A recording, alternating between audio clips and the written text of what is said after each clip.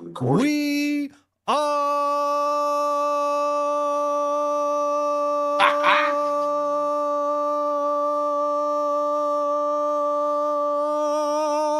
live, everybody. Woo! That might be about as much as I have tonight to give in regards to my voice. Pretty damn good lung capacity there, pal. Pretty Oh, solid. it was bad, my friend. I was talking to a gentleman today that he's like, "How's your Thanksgiving?" And I was like, "Not good." Like, I woke up Thanksgiving morning and just thought that an elephant had sat on my chest, and it was not a good feeling. And then from there, it only got worse to the point to where Friday night I was delusional. I don't remember anything I did that evening. And granted, I had stopped drinking and so forth. Like, this is hot tea. I wish it was actually a hot toddy. You ever have a hot toddy? Absolutely. Yeah. Those are great. But There's a time anyways, for those, but when you get too sick, they're out the window. that it was. And then, all of a sudden Monday, I thought I was still a little bit sick there. And sure enough, I all of a sudden started digging in around Tony Finau, started calling some people and started realizing, because I was like, hang on a second, he just withdrew from the Hero World Challenge. And then sure enough, got multiple sources that had told me that he is in negotiations right now for the 14th franchise for Live Golf, which we're going to get into that because I was talking to another gentleman today, and apparently that's the funny thing about all of this is that whenever there's negotiations, like, these things are happening. Okay. Yeah. It's just whether or not they decide, because one thing that we know with Tony Finau after last year is he was very close last year to signing with Live and ended up not doing it. So I'm going to post some comments here. Brian Shane was first one on. Piper Doodles. He said, let's light this candle, boys. Absolutely. We've got good old Trot Golfers back. We missed him last week. Hello, Trot. He is our unofficial research analyst here on the Polo Golf Podcast. And we missed you, Trot. There were a couple scenarios to where we're like, shit, whose name is that? And we know that if you were here, we would have known it. We would have been fine. International Long Hard Banger Hate Club. Yes, that as well. So, Trot, we're glad to have you back, Brian. We're happy to have you on. And then good old Brent Coran is going to be joining us here in a little bit, our tour insider. But yeah, I mean, normally we take the first couple minutes to get settled in before we hit the 3, 2, 1. And from there, we'll get into it. Oh, Brian says he was the one who posted Finau stats on X. Beautiful, because there wasn't his stats are not great, and it's funny because he was 13th. And what's funny is, God, I keep saying that because I'm slightly delusional right now, but with everybody, there were two sides of the fence with the post on X. You either had people that were like distraught that Tony's leaving, and then at the other side of it, you had people that were like, "See you, loser, you suck, you're not a loss at all, blah blah blah." So for those guys, I ended up throwing up there the 2023 PIP list because I'm like, hey, he's a loss. He's just maybe not the biggest loss ever. Yeah. And sure enough, Brian was one that posted his stats, which was pretty funny with all of that. And I think my mouse just died. Great. That really starts the show in a great light. We do have some new people here as well. So is it Arib? Arib plays? I don't know. Hello, new here. I love that. Hello, Aaron plays. That's what Trot says. Trot says Arab plays. Okay. So love that. We've got some new people. I'm sure we're going to be getting some more new people as well joining in off of X. I got to imagine that it is going to be pumping tonight. So Here we go. We are going to get started in 3, 2, 1. Welcome back, everybody, to Pull Hook Golf, the podcast. I'm your host, Matt Cook. Tonight, we've got Butsy with us as our co-host. We've also got our tour insider joining us a little bit later, Mr. Brent Grant. And boy, oh boy, do we have a show for you. First off, we've got the tee-off report. Then we've got the Hero World Challenge. We're going to preview that, or what there is of that, I should say. And then we've got the other TGL. If you missed the Thanksgiving debacle, or debate, I should say, around the TGL, the indoor golf lane, that's, and by the way, what's funny is you can't even see the live anymore because it was too damn long that we ended up having to remove it. Because it got into some weird places that night, but it was an absolute blast talking about it. You can hear the podcast recording version of it that we cut some of it out and we shortened it because I think it was, what did I say it was? We were on like 3 hours and 30 minutes or something like that. It was something ridiculous. Dude, it was a doozy. But this is the other TGL. This one should be a lot less controversial, but we'll see. I didn't think the TGL was going to get that heated. You adding in Brent adds a little fire. I thought you and sometimes. Brent were going to physically fight. I just wanted him to stick to a definition of what a money grab is. Like, and that's the funny thing is, like, yes, at the end of the day, of course it's a money grab, but like, it's not any worse than some of these other ones. It's not as bad as the match that's coming up. I don't know. Man. You got that right. How's that tea? What kind of tea? Dude, I got a peppermint tea with, I added some local honey as well. That's kind of my way of soothing my voice, but you can hear it's a little raspy tonight. Yeah. I mean, I'm very impressed with how put together you actually are because I know how you feel. Yeah. It's something. It's kind of like being drunk without being drunk. Now, the other side to this is we also have the Swannies style segment and then live golf news. That's where we're going to break it all down. We're going to go over the tweet heard around the world at this point, because I think the fucker went a little bit viral on Twitter around that post, which good for Tony Finau, because that shows how much people actually do care. If you're commenting on that, then you care that Tony Finau's leaving. So it's disruptive, and that's good. Exactly. Now we've got some more comments here from our audience. Looks like Brian Shane said Liv will oversell Finau's career to date if he's a huge difference maker in the big picture. If Rahm couldn't move the needle, no way Finau does. I don't think it's about moving the needle at this point for Liv. I think it's just about grabbing more guys that have names. I think that's what it ultimately comes down to.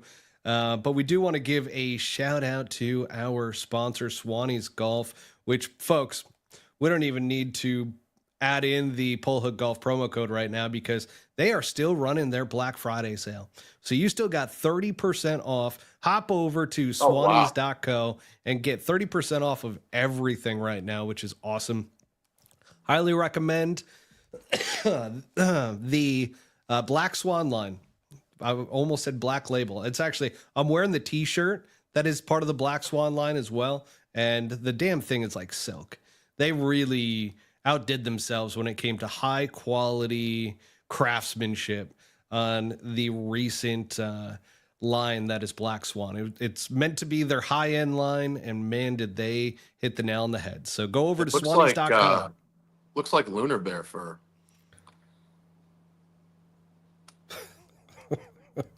Did you say lunar bear fur? I've never, I don't know what, I feel like I should know what lunar bear is. Yeah, it looks like authentic lunar bear.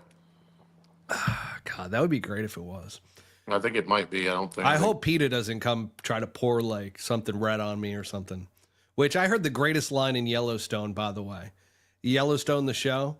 Yeah. You know, Beth, the character, yeah. She went after the hippie woman and she goes, you know, it makes no sense to pour red paint all over somebody's mink coat because all they're going to do because they're rich is go out and buy another one. And it's actually a pretty good point. I mean, you're actually kind of killing two animals if you do that stuff. So PETA, watch out. It's like those people that threw paint all over the Mona Lisa or whatever it was. Like, all right, dude, great. Yeah, Yeah, I get it. You don't like oil. Very good. you ruined a Very priceless good. piece of artwork. Like, there, yeah. Those were the same people, I believe, that were out at the PGA Tour event in Hartford last year. Yeah, it's remember Occupy Wall Street?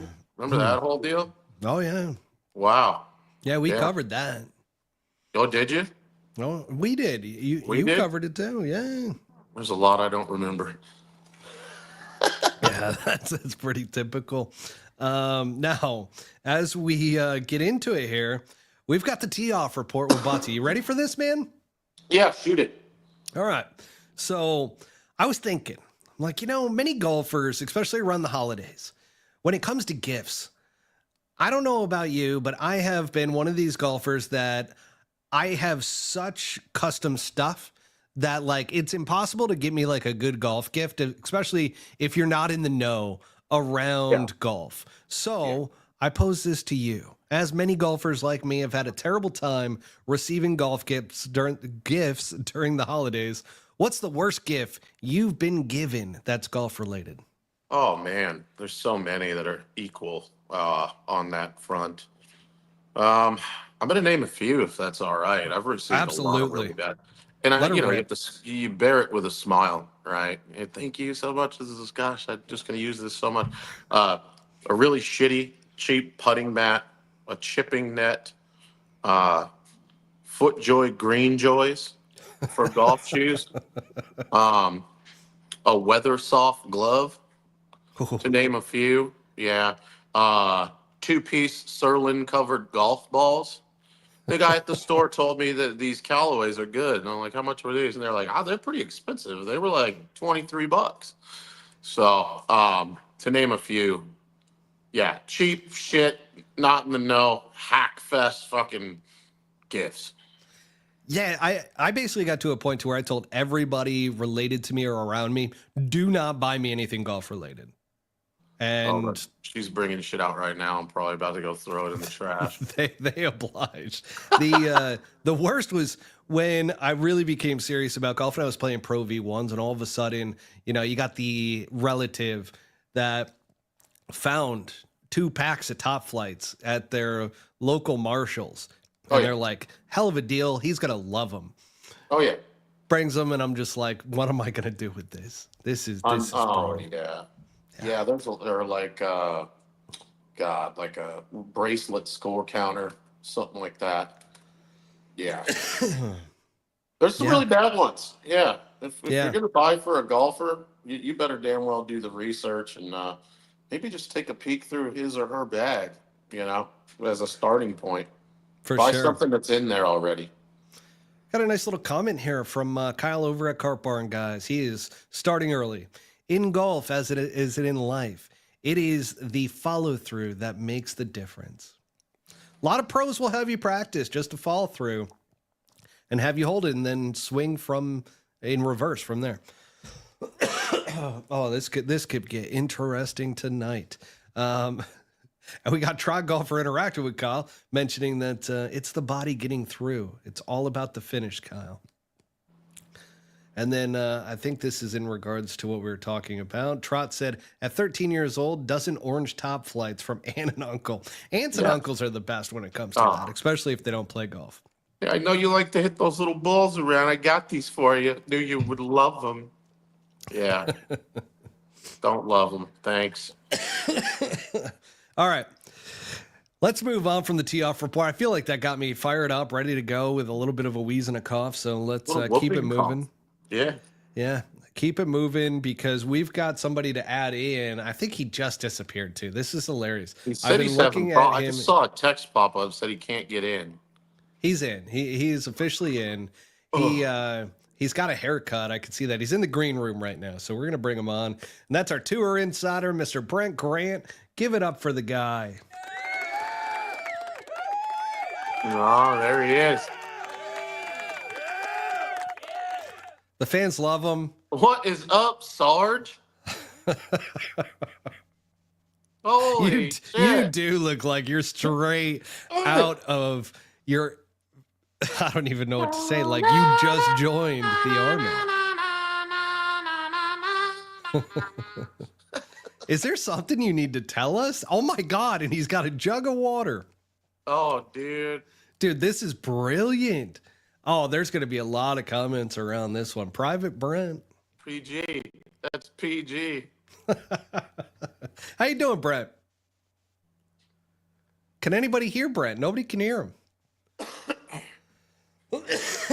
Brent, we got an audio problem for you, bud. Did you plug in your headphones? He looks like he's going to be monitoring the sonar on a battleship right now with those fucking headsets. Brent, where's your mic, though? You plugged in the receiver. Where's your actual mic?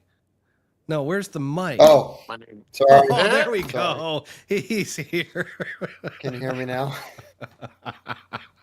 Sorry, I'm a It's little, like, no, not discombobulated this evening. A little discombobulated this evening. So do you have But, breaking we're news? just going to put that right there. Hey, do you have breaking news for all of us, Brent, that you've decided not to go to Q school and you decided to join the Marines? He looks like Forrest Gump right after his leg restraints came off. The one time I don't wear a hat. Oh my God. I've seen you without a hat. It does not normally look that high and tight. Holy shit. Hey, Trotty. Good to see you, buddy. A long time no see. Run, Forrest! Run! Just We bringing need the a entertainment. It's we not need even a moment. Butsy's. Butsy's soapbox can kiss my ass. Oh, man. Love you. Oh, Jesus. Missed you guys. It's been a long Private week. Brent. Fuck. Private Brent, did you I mean, I don't even know where to take it from here. I mean, we're supposed to talk about the Hero World Challenge preview, but I almost feel like we've got to talk about your first day of training. Boot camp. Boot camp. Where are you right now, by the way? Are you in a hotel room? I am, and I apologize for the terrible connection. Horrible Hilton Honors connection. Yeah, Santa Clarita up at a Hilton Garden Inn. That's how it's done at Q School, boys. Wow. You gotta do what you gotta do. Yep. Better than a tent. Did you, I mean, Hey, before you left, did you go to your barber or did you end up going to the closest barber shop in town? I actually had this haircut the last time I saw you guys. I just no chance. Had a hat over it. But no. Yeah, this is just the way. This is the way the barber. This is the way it's done. So, this is your normal cut. I had it done. Maybe not. I don't remember. I feel like I'm watching Full Metal Jacket right now. No, soul brother, too buku. Oh man. Anyways, what's going on, boys? Well, you were listening into Butsy's Soapbox, which were gifts, terrible golf gifts. What did I miss? As a serious golfer, have you ever received a terrible golf gift from like a relative or significant other or parents or, anybody? Actually, yeah. And it was one of the funniest Christmases, I think. One of the few, well, we didn't have many where everybody was together, but one of the few where my dad was there. My mom got me a weighted club training aid, one of those grip, the blue, the really heavy blue 8-iron, right? And my dad takes it and makes a full swing, and at the top of his backswing smashes the lights that were on the ceiling. Oh, and no. Just and needless to say, that was a long time ago. That's awesome. But yeah, so did that all come through without any breaking or anything like that? Okay, all right. So your connection to me is a little slow, but you guys are hearing everything from me. No, you're fine on my end. Okay. Yeah, you're good. Good. So you guys coming my way are a little slow sometimes, but as long as I'm getting out there, everybody else gets out there. Not a But very nice thing to hold on, say. what do we got? I was on Yeah, Spaces. that's really not. Spaces. What that Josh Butler Butsy is slow. I could use the other word, but that would be a little unkind. What is I've this? been working on it. All right, Let's been go. It's going to pro classes. live fans over PJ Tours clowns who still don't get it and who will learn soon all how all of this You works. can't just What read is it he to trying to yourself, Brian. say? I guess Mr. Schoen. What is he trying It's to say? Shane. It's Brian Shane. So Brian Shane typed in here that or commented. I was on I was on a Spaces event a couple nights ago with some pro live golf fans, and we're PGA Tour fans. He says, clowns who still don't get it, and how we'll learn soon how this works. Interesting. So there still is, by the way, this awesome hatred for us and because the diehard radical live golf fans on Twitter, especially or X, are just an absolute catastrophe for humanity. Like these kids that I don't even know how to put it. Like they drank the sauce so hard that they don't even know that like we're neutral on live golf. We're not the enemy here. So I'm sure. Yeah, I'm actually. I put my hat in the ring for anybody that wants a good player on the team. Yeah, I mean, you were talking about it a couple weeks ago, but it's just a weird one. I mean, they're kind of in la la land. They're in their own world, I'll say. They're in their own little bubble.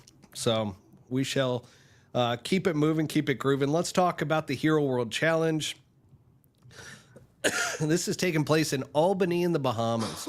And with Tiger being out after his 6th back surgery, my question is, since we had such a heated debate around the TGL, is Brett, what the hell are you doing? All I'm Sorry, I'm hearing, eating a Reese's cup. all I'm fucking hearing is crack, snackle, pop out of the entire freaking microphone. Jesus Christ! Get this kid a Snickers. Reese's cup. So, with the whole debate over the TGL, do you think Tiger's going to be ready for the TGL?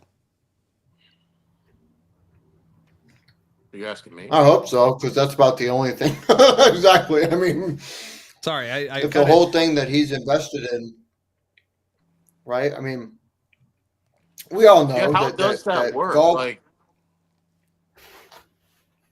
so there's 4 players per team. No, however, only 3 guys play. He can't withdraw from the TGL like he has like every other event, though, right? Like, what does he withdraw from the TGL?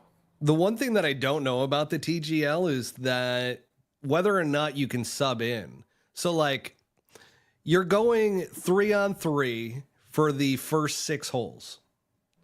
And you, from there, go head to head, but it's literally 1 player versus 1 player for a hole. So you're basically 3 players. So it would go like the first player on the team plays 1 hole, next player on the team plays the next hole, and then the next one, the third player does. I don't know if you could like sub in people that haven't been in yet. Maybe like he gets one of those, gosh, what if he's like, nope, hang on. And then have you seen those like custom wheelchairs where they like stand the guy up and his legs are strapped in? I've had that guy in my golf simulator before at the PGA show. What if Tiger, like, no withdrawal clause, he just finishes the hole like in one of those? He wouldn't allow himself to be seen in one of those, right? I don't know. One of those mech bots. I love how we got our comments back. That's great. But we don't. I mean, you don't need to walk in this, so that's one of the positives for Tiger. I mean, but he doesn't even look like he's walking good right now. No. I mean, I saw him in Mexico late last year after he had just got a bunch of shots and kind of into his ankle and whatnot, and he was walking pretty gingerly. I asked him just flat out. I was like, "Dude, are you going to keep playing?" And he goes, "Yeah, man, I'm going to keep getting healthy and keep playing and hopefully, can be out there with you guys." And obviously for somebody like me, that's pretty incredible to hear. But the TGL stuff, I mean, again, right? I mean, this is all centered around making sure that these guys are the stars of the show, and there's no bullshit coverage that you're going to say, well, we missed a shot here or missed a shot there. Yeah. These guys are all going to get the marketing that they all deserve. And certainly that grab. we all wished would happen. Well, yeah, but what I'm saying is, well, no, on a serious note, like honestly, it's. I thought I gave this a lot of thought, and I really truly believe that. I know I did. I really did. I believe that this type of coverage is what the PGA Tour needs, and this is how they should promote all of their players. But it just so happens that the richest man in golf, at least richest player in golf, and probably the second richest player in golf, joined together to say, "Fuck it, we're just going to take this on ourselves, and we're going to market our guys and ourselves and make a shitload of money." And that's exactly what they're going to do. And I don't necessarily agree that it's going to complement anything because it's indoor golf, but I don't know. This is not TGL debate 2.0. This be is honest, just, be honest. This is just will Tiger play in the TGL? We're speculating. If you're sitting in your hotel room, oh no, I'm sorry. I hope so. And we weren't doing the podcast tonight, and you're in your hotel room, and the TGL came on. Do you think you'd watch it? No. Really? Not even like, all right, let me just see. I mean, I would probably pick it more up from like highlights of like on YouTube Shorts or something like that, and be like, oh, that was cool, or not, and just be kind of the same way. It's just not real golf. I mean, I would rather see guys struggling to make the cut or something like that than it'd be more riveting. But I hope Tiger's there. I mean, we all know. Yeah, but I mean, again, and we'll talk about that. But I think the big thing is without Tiger, how much of this is kind of not. I mean, how much of it is really going to be worth it? And I think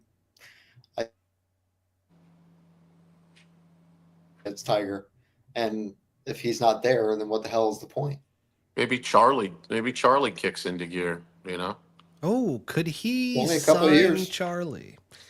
You think that would be like LeBron and Bronny? Very much so, and I think they would allow it for the indoor, like non-real golf. Oh, here comes Charlie, or hey, we got John Daly 2 on the set tonight. Who knows? Oh no! We got Brett Reese's? is back. Is that Reese's? Brett is back to just absolutely ruining audio here. I've been there before. Yeah, you have. Yeah. Oh man. Pocket. Matt, can we clear the air real quick? Yeah, absolutely. Did you know that there's people that think when I pulled that taco out of my pocket that we staged that? What? No. They think that you knew that I had a pocket taco. No. I was like, if I told Matt. What did you do? I brought tacos in my pocket one night. Yeah.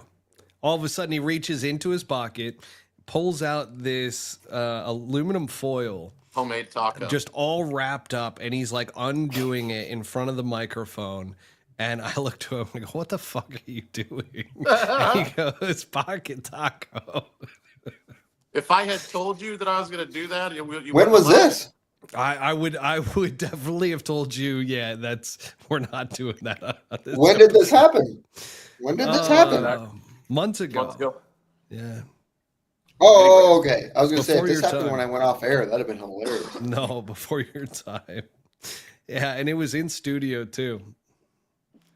Tacos from the house, Trot. It was. I mean, Butsy full on brought in some homemade tacos in his pocket. Oh yeah, I have a question for you, elder statesman. Clearly more learned than me.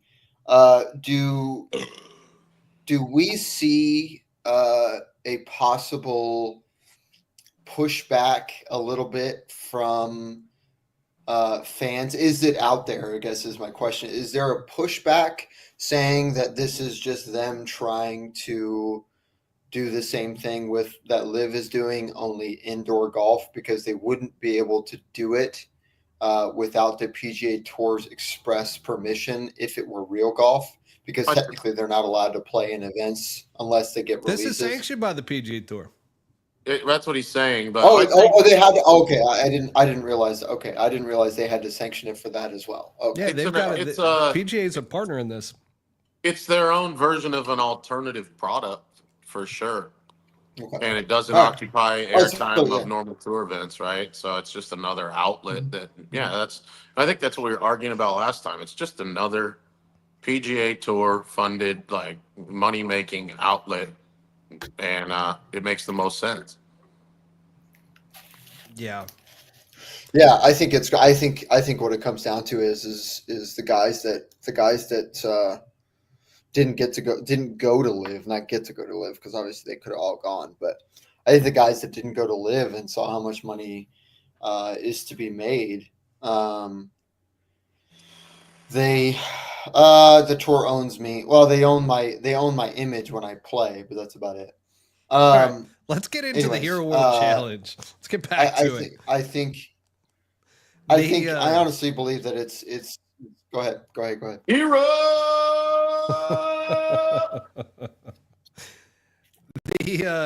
What is this tournament to you, Butsy? Let's start with you. I like this tournament. This is actually one that I actually will watch. I like it. I think it's cool that they're in the Bahamas. It seems more relaxed. I don't know. I think it's fun watching them play island golf. Like that's the extent of it for me. I like it. But like, it's a weird time, right? So it's December.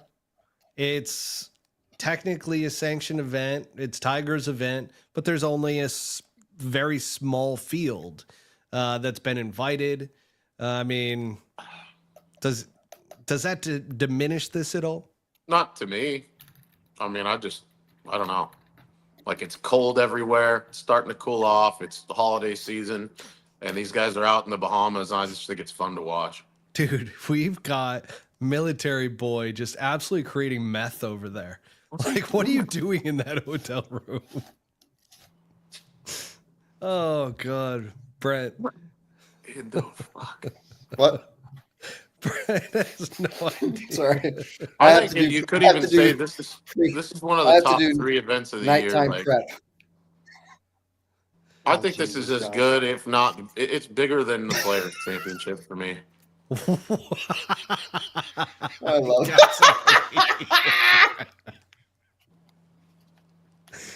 it.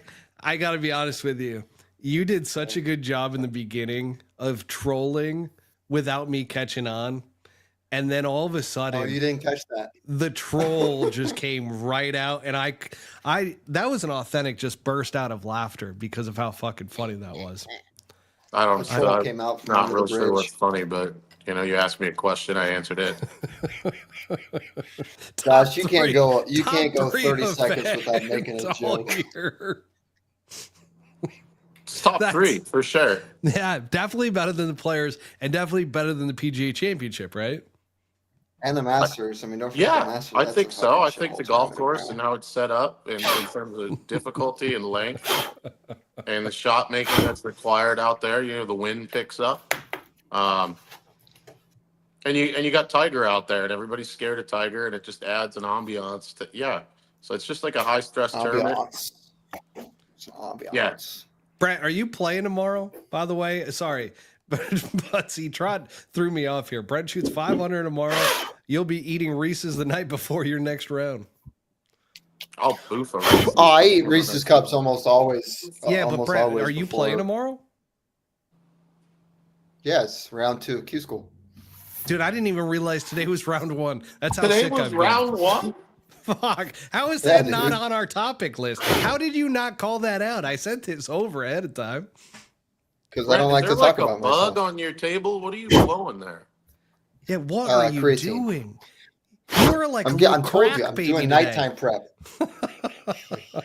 I usually am not doing this is the first time I've ever done anything in the middle of a tournament, and usually usually I'd have my yardage book out, my golf balls to line up, and I'd be getting hydrated and putting vitamins and shit and doing all that shit tonight. So What do you like right think now. about So Dude, what'd you shoot replacing? today? this is welcome to the show, guys. Yeah, What do you think about this- replacing baby powder with creatine? Yeah, definitely creatine. That's essentially what creatine is. Don't It's do anything off the basically fucking ban baby list. powder, but- Yeah. I thought about doing the mass gainer from GNC, but I don't want to get too big. Brent, you're you know, in the mode I'm already right now. kinda So jacked. what'd you shoot today? Yeah. If you don't mind me asking. Well, as my first competitive round in 3 months. So I started out pretty poorly. I was 5 over through 10, Ooh, and then I shot 3 under on the way in. Nice work. So we're trending. all right. Yeah, it was a little anxious, little jittery to begin the day, and it was pretty fucking cold. It was about 50 degrees. So, but we fought through. So Love that. Yeah, you're Well, right tried there. it. Yeah, You're got right 3 there. rounds left. now you got some momentum heading into tomorrow. I mean, you're cracked out like a crack baby on creatine right now, which is great to see. I didn't realize why you were so jittery tonight and all over the place. Now I get it. You're locked in. This is Brent Grant before the next day, folks. You are Nice getting enough to hop on here and deal with Yeah. us tonight in the How middle about of it. this shit? We almost got him heated too on the whole TGL again. Oh my God, the Oh guys. Lord. Put it Absolute in my veins. legend over here. All right. That's fantastic stuff. Well, we all are going to wish you the best of luck tomorrow. Let me go over the field Thanks very for much, the other tournament that's happening this week, which is the Hero World Challenge, going back to that. We've got Scotty Scheffler. Obviously, he's the favorite at plus 210. We've got Justin Thomas and Ludwig Oberg at plus 1,000. Patrick Cantlay at plus 1,200. Russell Henley, Sung J M, Sam Burns plus 1,400. Wyndham Clark at plus 2,000.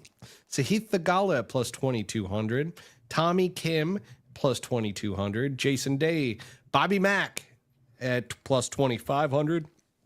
Aaron Rye plus 2,800. Cam Young or Cameron Young. I'm seeing he used to be referred to all the time as Cam Young, kind of the opposite effect as Matt and Matthew Fitzpatrick. But Cameron Young, I'm seeing Cameron all the time now. And then you got Brian Harmon, Akshay Bhatia at plus 3,000. Keegan Bradley at plus 3,300. Sepp Straka at plus 3,500. Nick Dunlap at plus 4,500. And Matthew Pavon at plus 10,000. Now, one of the things that I am going to ask you guys is the field weaker than it's been at previous Hero World Challenges? There's some people that are missing on all of this.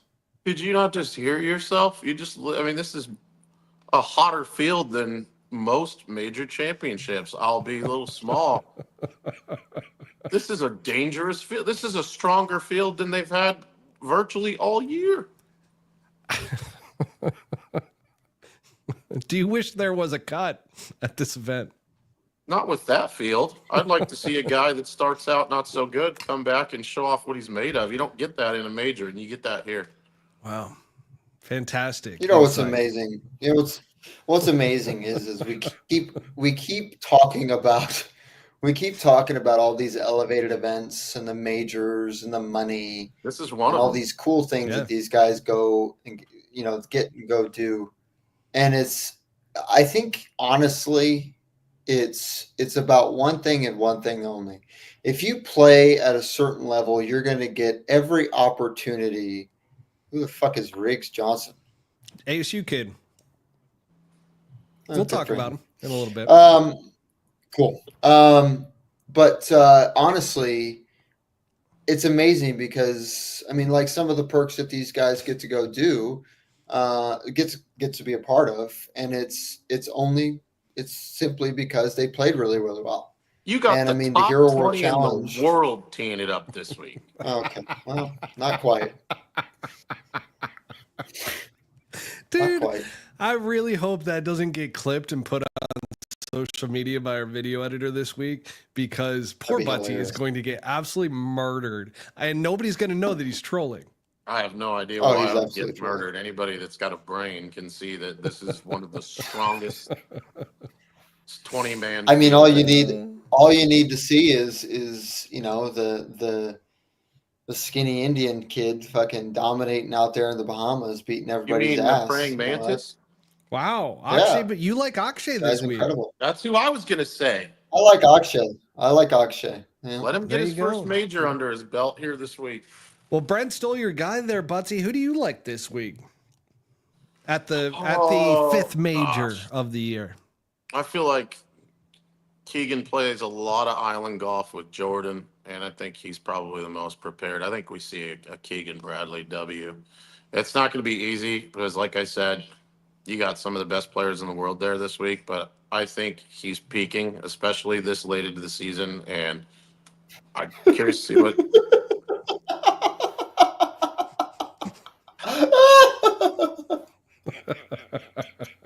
The dude hasn't played in like 4 months. Yeah, but if you follow his social media. Holy shit. I'm sorry. He hasn't touched a fucking competitive forever. He shot 56 with Charles Barkley like 2 weeks ago. Oh, son of a bitch. I hope that's true. It is. Oh, he played the old course back. Left-handed. Oh, man. I'm glad we got the comments back, though. Come pick. on. How about these fucking guys? Hang on a second. Now What's it's my turn. What are Keegan's odds? Plus 3,300. He's got the 4th worst odds. Get rich quick. Best odds, technically. Get rich quick, folks. You heard it here. Plus Put $100 on that guy. Oh. I mean, that's about as good of a bet as Brian Harmon. He was going to be my second pick.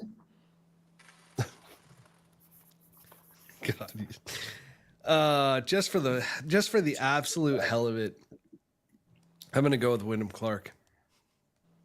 Who would have thought?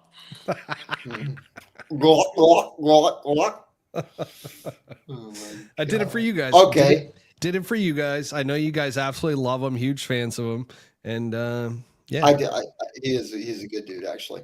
But like honestly, what is this podcast without Trot Golf, Brian Shane, Cart Barn guys? I mean these guys. I mean this is the comments. I'm gonna tell you right now. We missed Trot Golfer last week. There were some moments to where we needed names, and he was not there.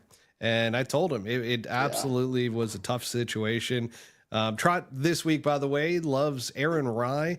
You know, Cart Barn guys, he always adds in, good old Kyle over there. He always adds in a couple motivational quotes and just things that really get you thinking. And then Brian Shane's bringing the heat tonight as well. So love that out of everybody. If you're also on X, by the way, which it's funny, we don't have any comments from X. A lot of people watch on X and don't realize that you can comment while you're watching on X. So feel free to add some comments in there as well. YouTube is popping off, obviously. But that I would imagine it's probably because everybody's in complete agreement with my take tonight, and there's really nothing to argue. I completely agree. And Brent Grant has gone from a military kid to a high school kid trying to write a paper at the last minute. Is there a typewriter? This is unreal. Is that how you type? Dink, dink, dink, dink, dink, dink, dink, dink, dink, dink. I mean, you have a keyboard? Shit. You travel with a keyboard? I'm on my laptop trying to write you guys a message, fucking pricks. Oh, God. Please don't. Anything you can say to us, you can say to the audience. I'm going to get another soda. I'll be right back. Oh, here we go. There we go. Boom. There's my Brian boy. Checking in on Twitter. Trot's over on X. That guy agrees with me on everything. To it. Brian Harmon to win the Open Championship. That's a great call. Hey, I just looked. So we're looking at Kyle. That's a great point. To our video editor, we need clips of all the noises that Brent has made so far on the pod. Sorry, I usually don't do that, guys. Come on, give me a break here. We're looking at 15-mile-an-hour gusts, day one, Hero. And if you don't think that this is some of the most challenging golf that you're going to see these guys play all year, and the shots that they're going to have to manufacture. You got the top 20 in the world. In the world? Yeah. It's a dangerous in the field. world. It's a dangerous field. These 20 guys would beat anybody on the planet.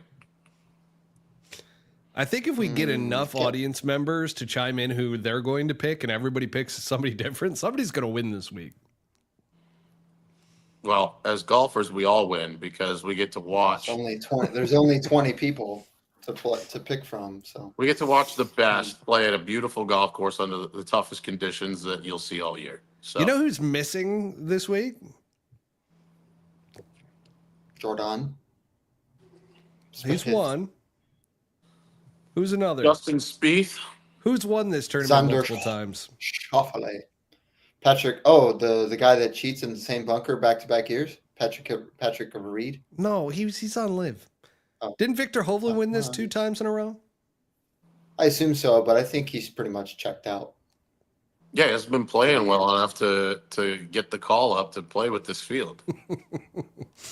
Xander's been promoting. You know, you got Billy Horschel out there who's had a hell of a year. Trot Golfer loves him. So, who are you taking, Matt?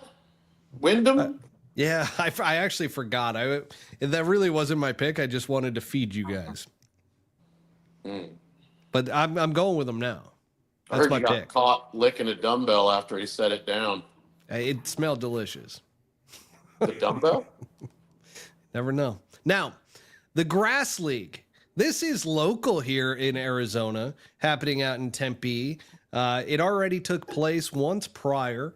Now they've got their next event coming up this Thursday, December 5th and 6th. It's going to be a 5 p.m. shotgun. Okay.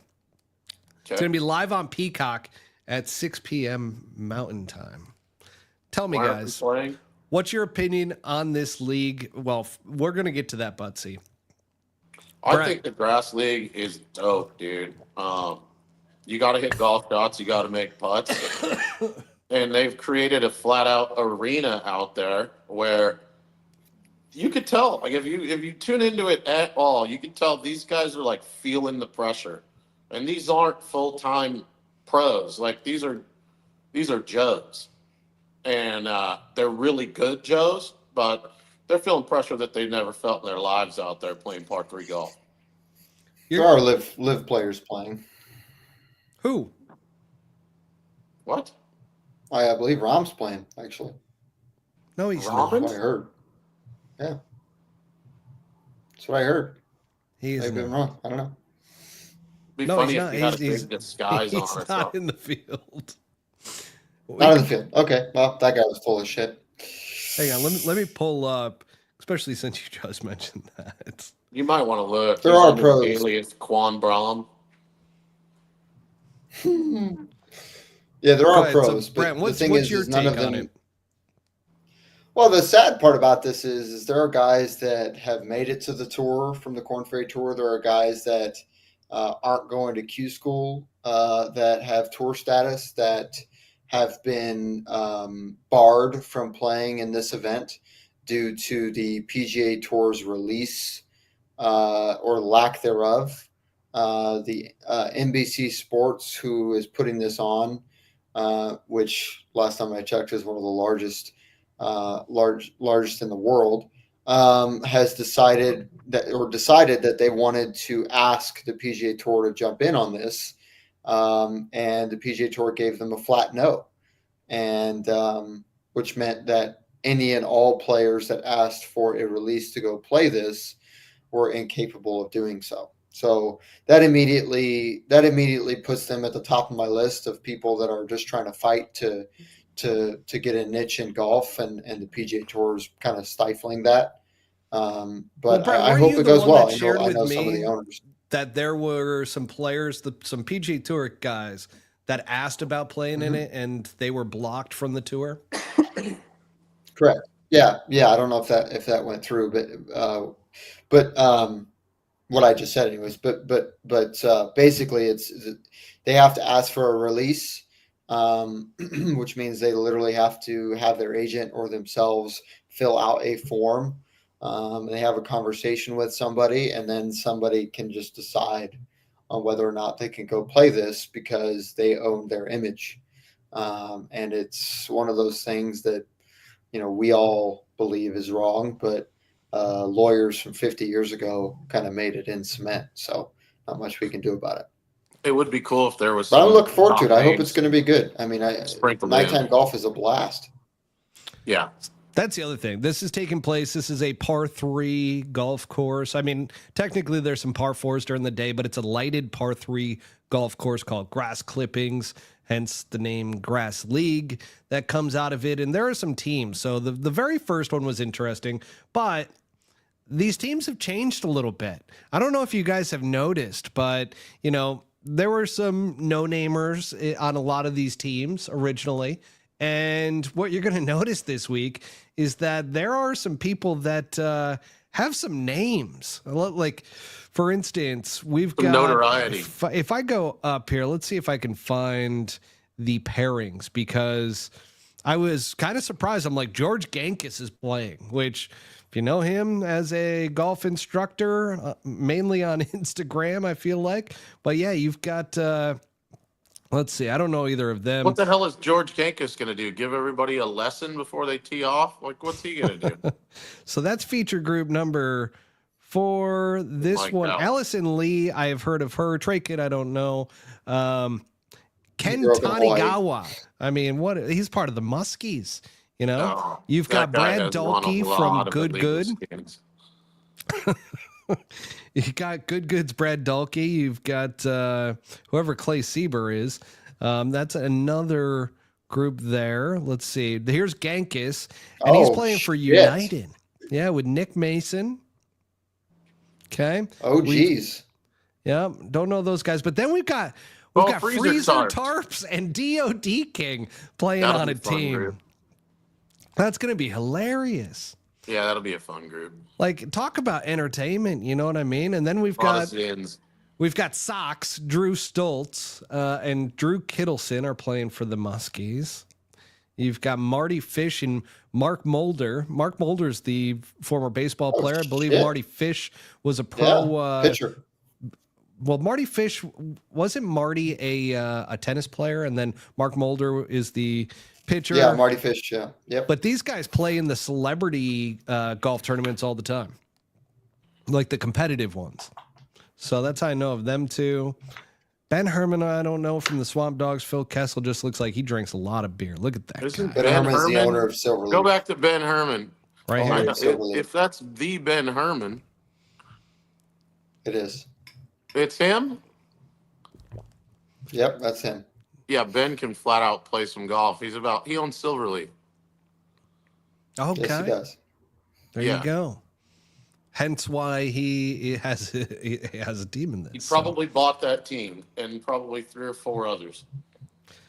So that's pretty cool. That and then the one caveat to this whole thing, and I am a big supporter of it. I think what they're doing is awesome. I think it's very tough to do what they're doing with starting a brand new golf league. So I give them all the credit in the world when it comes to this grass league, and I'm going to support them as much as possible. But it is a little disappointing that we're not involved in this. Like, I'm a little frazzled. Like, I looked into and I talked to the guys originally about buying a team, but I'm sorry, it was a pretty penny to buy a team. I'm not going to drop the amount. I am registered and selectable as a free agent in their free agent system, but unfortunately I just didn't get the call. Yeah. And that's probably because other people need a chance, and that's okay. There you go. There you have it. But wouldn't you love to see a team pull hook on there? I mean, that just rings. Yeah. Like that just sounds like a good time. Yeah, I'd like to be out there. It looks like fun. Yeah. So we're going to see if we can make something happen just by talking about it. But yeah, so that's happening this Thursday, 6 p.m. Mountain Time on Peacock. And let's get back to the notes here. There was about 1.5 years ago, too, by the way, and I kind of want to get your guys' opinion on this. I kind of mentioned this to Butsy earlier. I showed him some text messages to where, like 1.5 years, 2 years ago, when Live Golf was, obviously still in its infancy and everything. I was like, you know, it would be a better concept is having these golf teams, and Brent's just leaving. He's just like, I'm done with this conversation. But having a golf league that was on a par 3 course, lighted, but you had your own course, and guys would go play another team. And so you would have like your advantages, especially if you got to design the course. So like Butsy, let's say that your short game is incredible, which it is, right? And your wedges are great. So maybe one team's got shorter par 3s with a lot of undulation. So you have to have a lot of touch around the greens. Like you could build these like par 3 courses throughout the country and have each team have its own stadium. And then you could set up these head-to-head matchups. That's where I kind of see this going. So we did have something like that back when I was like 22. I got invited when the Gateway Tour was going on, and you had the Big Break. Remember that? Oh yeah, of course. So like there was 5 teams. They were funded by a big real estate group. And what you're saying, they kind of did that, but what they were doing is like, you know, you'd play out of like Los Angeles. So like when the Vegas team would come here and the other 3 teams would fly in to play, the Los Angeles team, you would go out, it was daytime, and they would set up different par 4s on the course, and it was all par 3s, right? And it was called the National Golf League. They spent a shitload of money on it. I'm talking like huge team tents behind the 9th hole, loud music. That was like the big party hole or whatever. Sure. It was super cool, and it lasted for a season. Everybody got paid every event, super cool, and then no more sponsors, and it fizzled out. But yeah, to your point, there was home tracks that each team was kind of affiliated with. That's why we're super early on with the Grass League, which is why I don't think we can really critique it, or because it is very tough to do what they're doing, and they're starting to get the support behind it. Having NBC be a part of this with Golf Now and with Peacock, like that is a big deal within, you know, having a platform and getting the type of audience that you need to survive. Well, here's the other thing, right? You didn't have social media then, and you didn't have, point. and you didn't have fucking 100 million people consuming YouTube golf and consuming a product that was less than watching the best in the world play every week, right? Like now it's normal. It's pretty normal to be affiliated with Bob Does Sports or like whatever. Like you're going, oh, they dropped a new episode. Let me go watch all this other golf content I can consume. And I think now, like it's poised where something like this takes off, like because of that. There's a place for it. There's a place where less than tour players are interesting to a huge audience, and it can get shared and shared and shared again. I have to totally agree. Well said. That was well said. That was well said. Good work there, Butsy. Thanks. Love that from you. Brent, you have no idea what we're even talking about at this point, so we're going to move. I assume we're still talking about the Grass League, but you know, I mean, there are some interesting things about that, and one of the little known things is that there are owners. It's a bit of a money grab, but we don't need to get into that. Well, you know, but no, I respect what they're doing, and I think it's great that they're trying to build something, and they tried to bring in the PGA Tour, and they're doing it because it's fun, and grass clippings is a great fun track that you can play at night, and it usually hosts like 30 to 50 man skins games where they all play in the same group and all that other stuff, and it's a big thing in Scottsdale, Tempe area, and it just so happens that a guy like Ben Herman, who's a billionaire, by the way, Coach Roberts from the Dodgers owns one of the teams. You know, the Roses, like you said, NBC Sports, exactly. You know, so you know, at the end of the day, with as many great players in Scottsdale as there are in Phoenix, it's amazing that they have an opportunity to showcase their talent.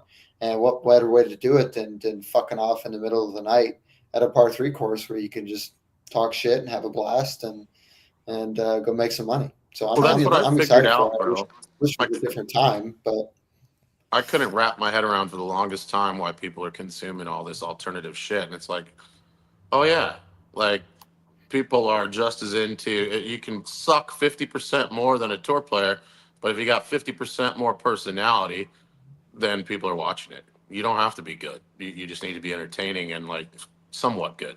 Yeah. And there you go. I said that really well too. I mean, Yeah. he absolutely had me Yeah, I think it's going to speechless. be interesting to see what happens. I mean, what do you guys think? I mean, at the end of the day, I mean, how many golfers do you guys know that are solid +4, +5, +6 players that play in these little games around here, but never get an opportunity either because they work for a living or whatever, that don't get an opportunity to really make some serious cash with their games. And There's a ton. There's I'm a excited. ton of high quality Our working very man own Kyle golfers. Mays is a great example of that. Oh, Kyle's talented So for sure. he's incredible. Yeah, He should definitely be out there on a team. Like that's I crazy. agree. I'm not really sure why. He must have been asked. Maybe not. But He I would probably turned it assume that. down. Think so? Yeah, I don't know. Yeah. Maybe let's ask him. I feel like I Kyle. need to be scared by something to go and start like I Right. need the motivation to go start training and actually hitting balls and taking it seriously. Kyle says no invite. So there you have it. Straight from the That's source. really odd. But I feel like being on Peacock and under the lights at a par 3 course, that would be motivation enough not to embarrass myself. Like on the YouTube channel stuff that we've got coming out next year, Mhm. I feel like I'm fine being embarrassed on there. That's perfectly fine. I don't feel like I have to be that good in order to have a good time and show some personality and win matches. Yeah. My problem is I'm just a walking bleep. You know what I mean? Just bleep after bleep. And just bleep this and yeah. You can contain it though. That's the thing about you. You just can't be hammered. Yeah. If you That's if you were semi sober, then a lot of that doesn't come out. It's Yeah. only when you are heavily drinking and Yeah. the filter comes off and everything starts to fly. Just a slight diarrhea of the mouth. Mhm. All right, Swanee Yeah, style yeah. segment. We're gonna get real quick through this, and then we're gonna talk about the big one, the live golf news. All right, so we've got the Swanee style segment, starting with you, Butsy. What is your favorite golf shoe brand? Oh God, well, I'm partial to Stroll. They're new on the scene. They're pretty good, but there's a company that sent me some shoes over the last few years, and they're an ode back to remember FootJoy Classics Mm-hmm. when they had the Mm-hmm. leather The bottom on them. icon. Yeah, so this company it's called Lambda, and they're just a Mm-hmm. handmade, high quality dress shoe with golf spikes. They take a few rounds to break in like old shoes used to, but I once you get them broken in, I mean they're candy on your feet. They look the part. So big fan of those. Okay, hang on one second. We're gonna pause. Trot Golfer wants to. I wasn't gonna mention it, but I'll say that, and I don't know how much they go for now. Like if you were to 100. buy, Well, it was 100,000. it was 100K. That's why when I reached out to them and was in conversations, I was like, "Hey, I want to have Pull Hook," and I kind of wanted to see. I'm like, who would the owner need to be because we want to play in it? Because that's the other thing. The owners can't play, so that's kind of one of those things where like Ben Martin, I don't know if he bought it Ben Herman. or Herman. And what exposure is that guaranteeing not only the players but like if a company sponsors it or whatever, like what are you getting marketing wise on the other end? Like where's that being broadcast? Is your shit going to show up on Peacock? Is there going to be a commercial break that I shows your think it's stuff? you have to buy into the concept really in order to spend that amount of money, unless you just have a lot of money to spend. That's what I'm saying. There's the Yeah, I concept though, think it like goes back to. what are you getting for your money not besides a Yeah, spot to I play? think it's probably got to go back to the same sort of idea that we talk about all the time, which is, what are these guys really?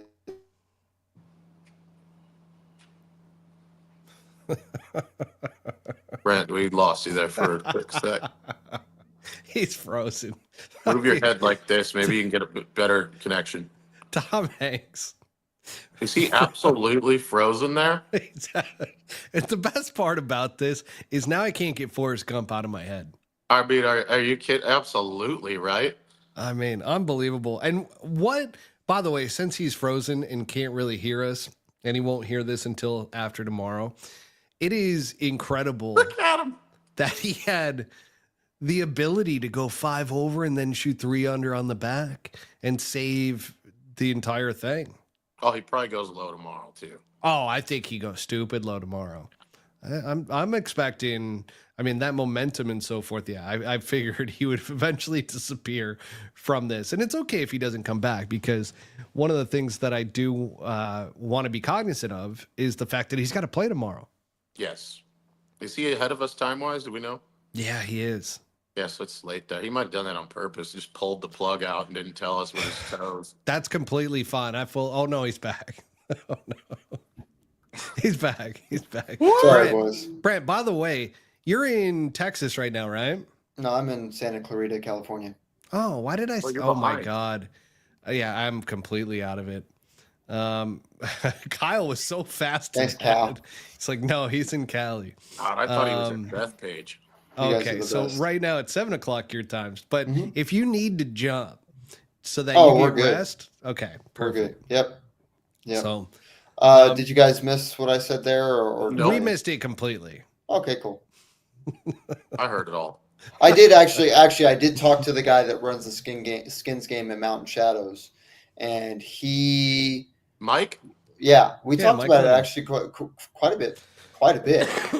And I was like, basically what happened, and he threw out that number, and he kind of threw out some names, and what it seems like is all of the people that come to Scottsdale and Tempe and Phoenix to play spring ball, coaches, owners, whatever, players in some cases, are all swinging into this, as well as some of the people from the MLB, and then obviously there are no less than a dozen high level owners of golf courses and whatnot that all love golf, and Ben Herman being one of them. So You I don't know. what? I hope this thing blows up. Hang on. We got to go to this real quick. So, just a PSA: if anybody knows a really rich guy that just wants to throw out $100,000 and be the owner of our team for the Pull Hook Golf team, we would love to. And the only way that I would change the name on this is if we had the opportunity, since there is not a Utah franchise,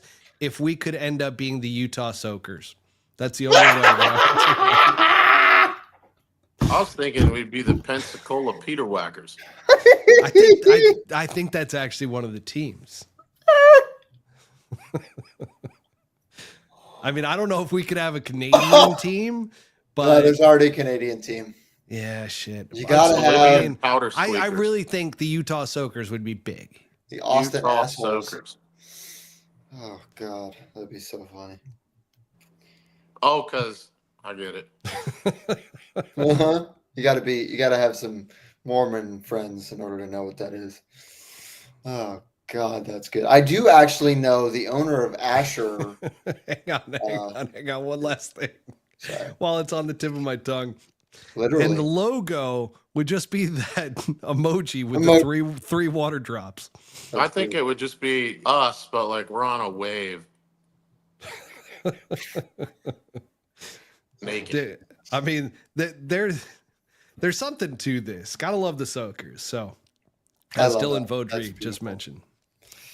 That's beautiful. What are you drinking there? People would really get behind it, dude. I've been so sick. So this is a big thing of water. I got through a peppermint tea with honey. And now I'm almost the Brigham Soakers, man. You gotta drink. Is Butsy on the Coke right now? You can't say that on the podcast. Is he on the Coca-Cola? Oh, jeez. Sorry. Clarify that. It's Diet Coke. Yeah, Diet Coke. I guess kind of right. Jeez. Calling the poor guy out. All right. Well, he doesn't do that stuff. No. The Utah Soakers, man.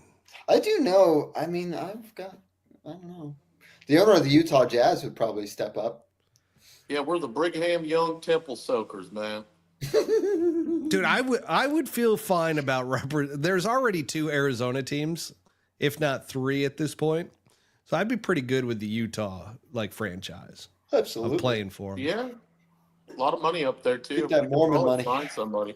Yeah, could be We need great. somebody in the oil business. Somebody doesn't give one fuck. I know a guy. I'm telling you, bro. The Odessa. I've been watching a lot of Landman too lately. I Have heard you it's seen great. that Is it show? good? Is it Oh, good? it's great.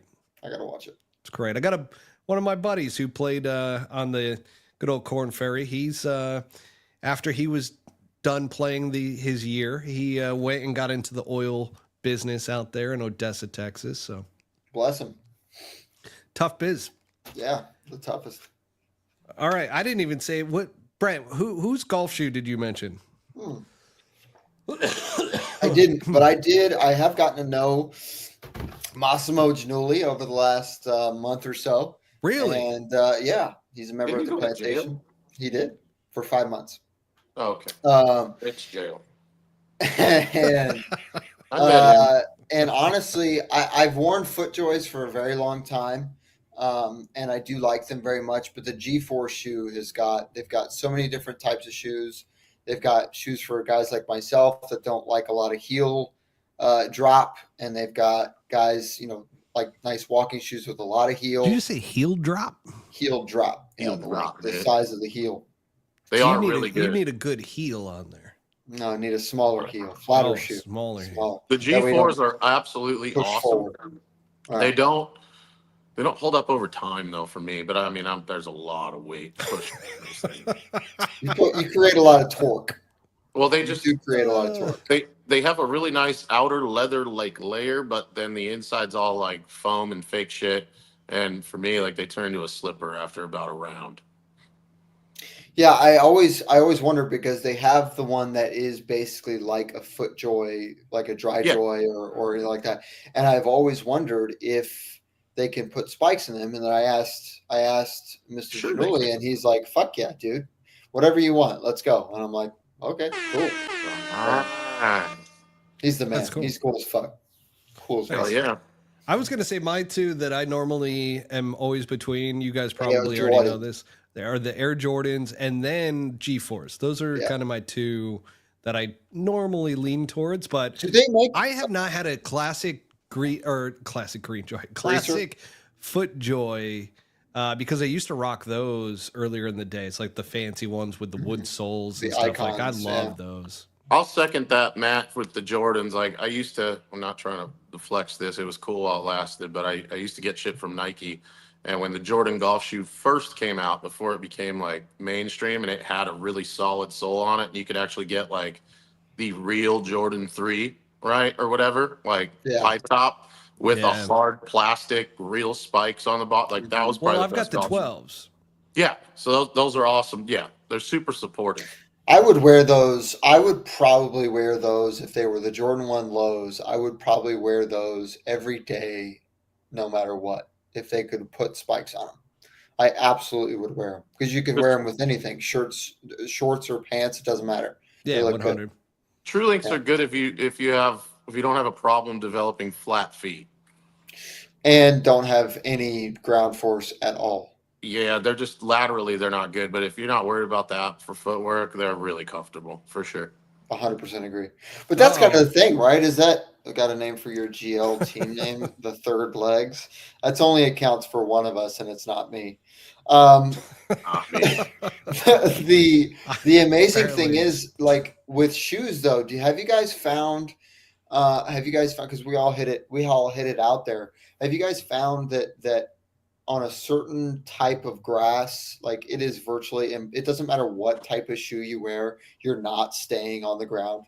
Like for me, that's like it's like zoysia. Like when we go up north, that happens to me. When we go up to anything that is well watered and has like anything like overseed, like a soft grass that's got a mushy or a muddy kind of base, it looks like a horse walked around.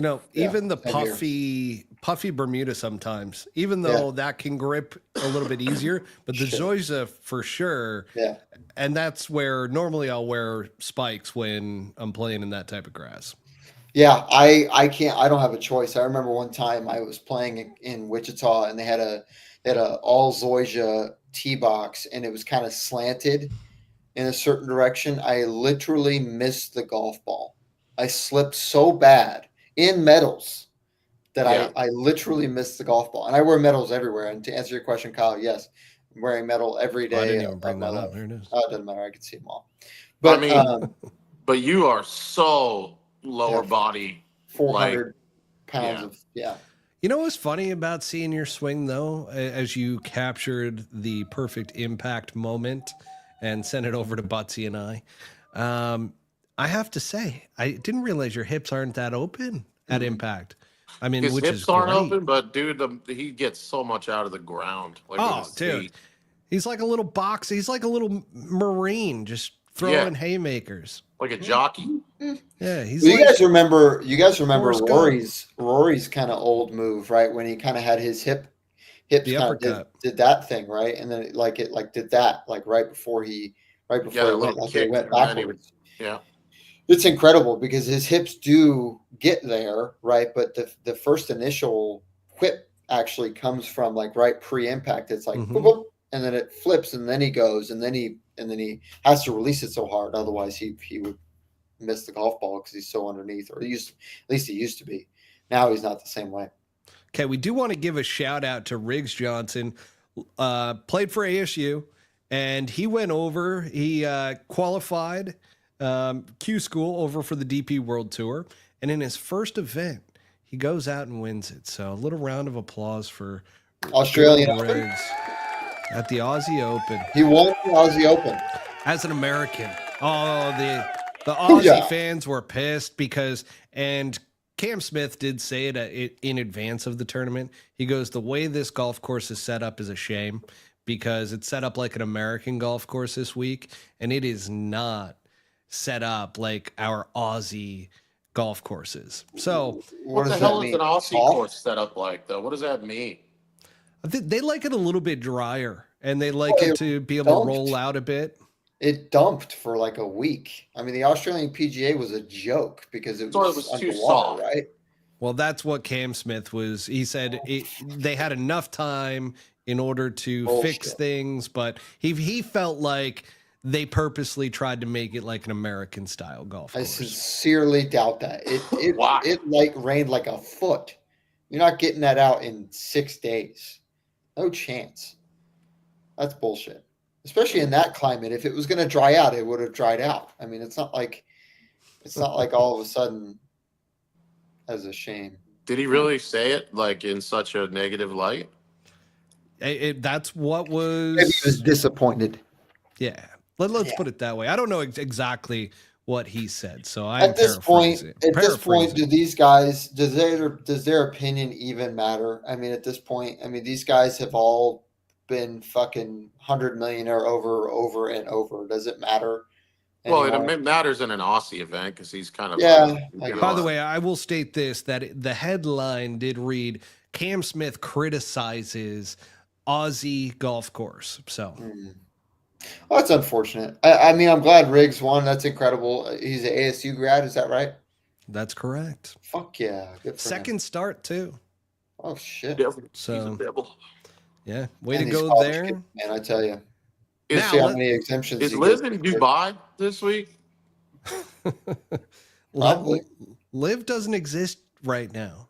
Okay, I was trying to. No, I don't know. So I talked to Pat this past weekend because we were. Oh, really? Yeah. And I said, hey, I'm up by the house. Like, I was gonna stop by or whatever. And he's like, just landed in Dubai, and I just assumed like, oh, I don't know. I haven't followed. Like, maybe Liv's playing there. No, I believe either DP or the Asian. I saw Patrick Reed over there. The international series is probably over there. Yeah. Okay. And by the way, we do have some Pat Perez news as well. We might as well get right into that. Sure. Because as we get into the Live Golf news, Pat Perez might be on the way out at Live Golf. He was in the relegation, wasn't he? He might. No, he wasn't in relegation. He got out of relegation, but he's in the open zone, which means he can be traded, released, whatever. And here's the crazy thing. So the other players on the team, because they just signed Thomas Peters, who is a range goat, and they're bringing him onto the squad. They now have 5 players. And by the way, 3 players out of those 5, or I'm sorry, 4 players out of the 5 have contracts for next year. There's 1 player that does not, and that is Pat Perez. So is Dustin Johnson going to keep him on as a backup player, as a fifth player? That's kind of the questioning going on right now. He could play as an individual like Anthony Kim. He could potentially. What, AK just jumped up in the world rankings like 2,400 spots or some shit, right? Made a cut. He's starting to get it together. But that's where, Butsy, I was wondering if you knew any information from good old Pat. Obviously, he's going and playing in Dubai right now. I don't talk to him about any of that. It's more like you know, are you drinking this weekend? You want me to come by? I don't really get into the. Did all that crap with his ex-wife go through yet? I hope he's over that. I hope he's over that. That's really too bad. He's another arena I don't touch. Bullshit. Yeah. So moving on from Pat, we're moving into the Tony Finau news that broke Twitter X the other day, which is that he is in negotiations. I confirmed it with multiple sources. Multiple, okay? When you see sources and you see an S at the end, that means it's plural. That's more than one. I had some jackass. I had some jackass that's like, my buddy says that his source is telling him that Tony's not going. So it's like, listen, Tony Finau, he is in negotiations for the 14th franchise for Live Golf. And remember, Tony Finau is pretty damn close to going last year. So maybe he was one of the big names. Uninvited him from the Hero. Well, that started the speculation, right? And that actually got me making phone calls and so forth. And everybody that I talked to was like, yeah. And these are people that know what the hell is going on the phone between his camp and the Live Golf camp.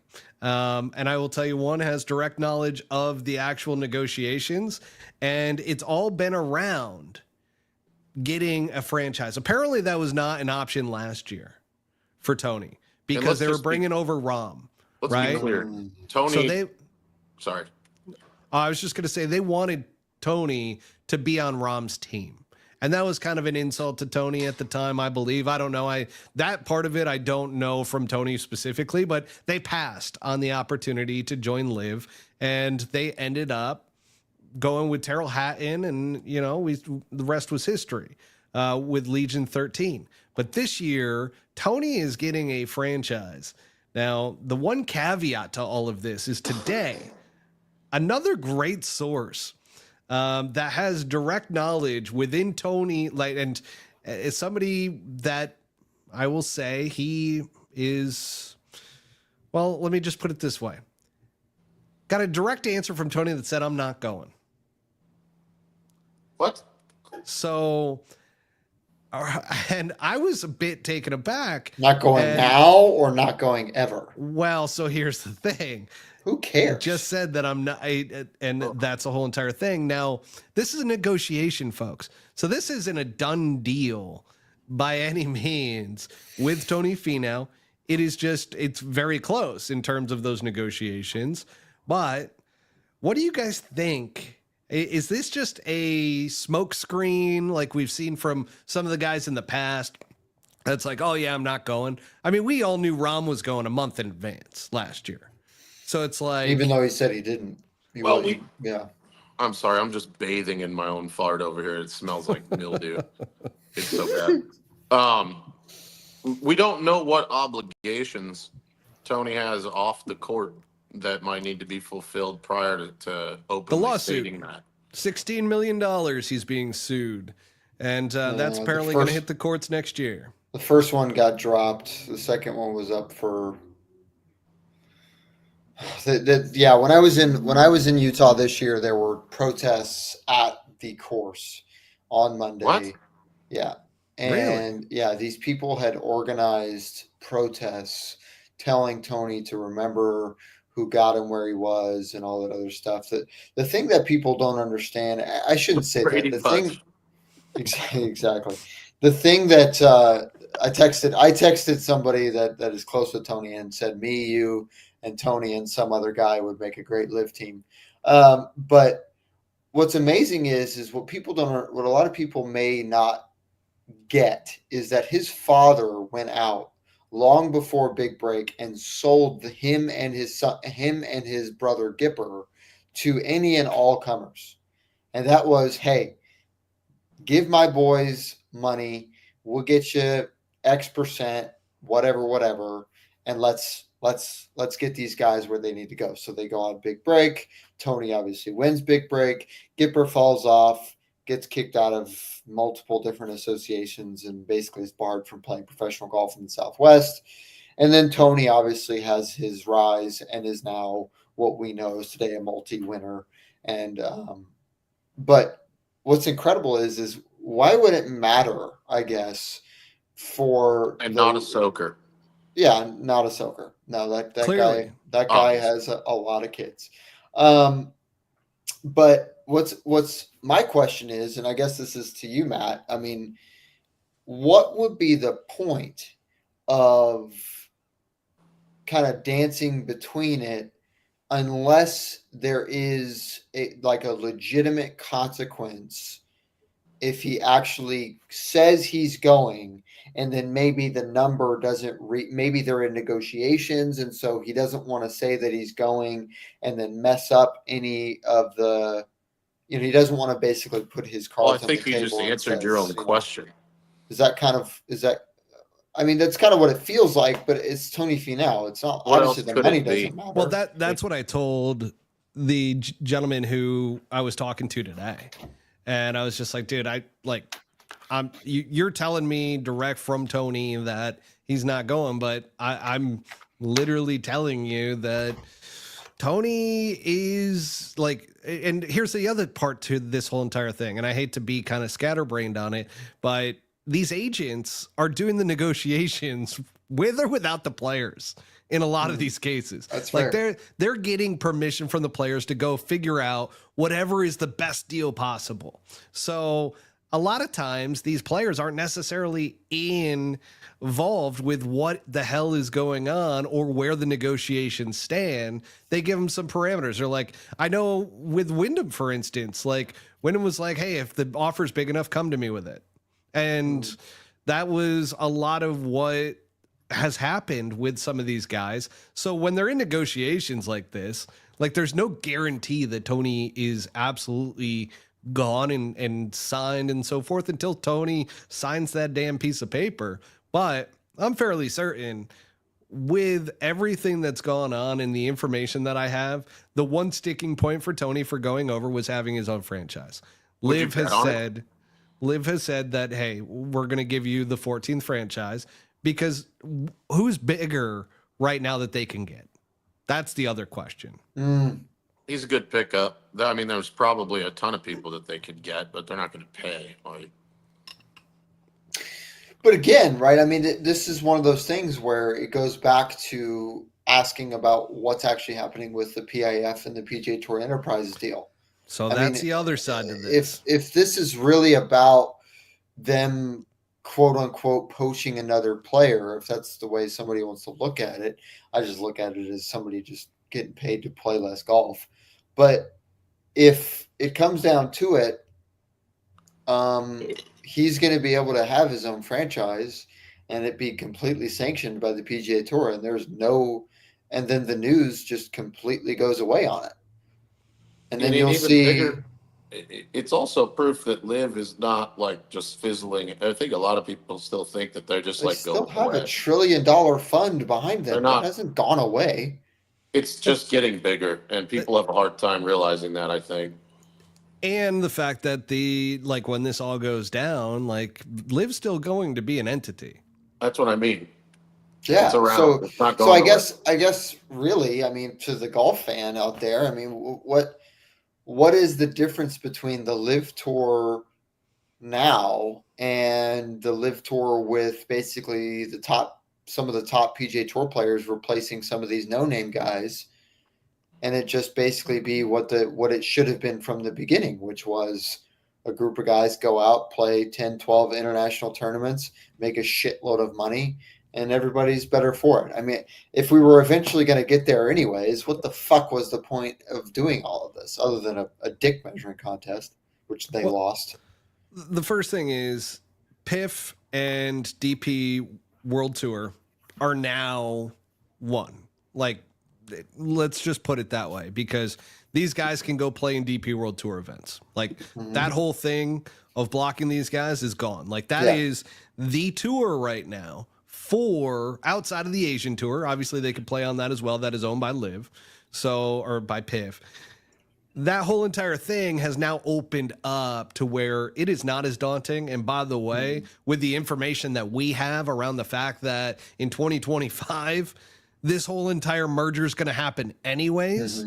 Really, the only backlash you could get by going and grabbing the money now is having PGA Tour brass being pissed off at you that you went when they're like, we're trying to close up this deal, and you decided to freaking like deflect, and you kind of get blacklisted in a way. So I can see that as the deterrent. But why in the world, if you are one of these top guys, would you not go get that bag right now, knowing that this is all going down next year? And like you just said, that's the other thing. Sorry, we just said it. No, like now there's a ton more places you can play when there's live downtime. I'm back. Sorry. Oh shit! Forrest Gump froze again. I'm back. I'm back. Hang on one second. Let me get this one thing out. Yeah, go ahead. Because shit,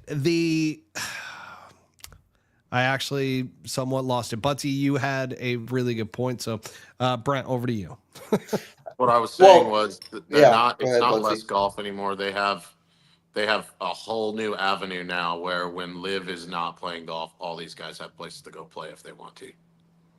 Yeah, that's exactly right. I mean, I think what this is going to end up being, and I really believe this is, you look at what has happened over the last 3 months with these decisions that have been made with regards to 2026, and it just so happens that right underneath the surface, all of this talk about the PIF merger is sort of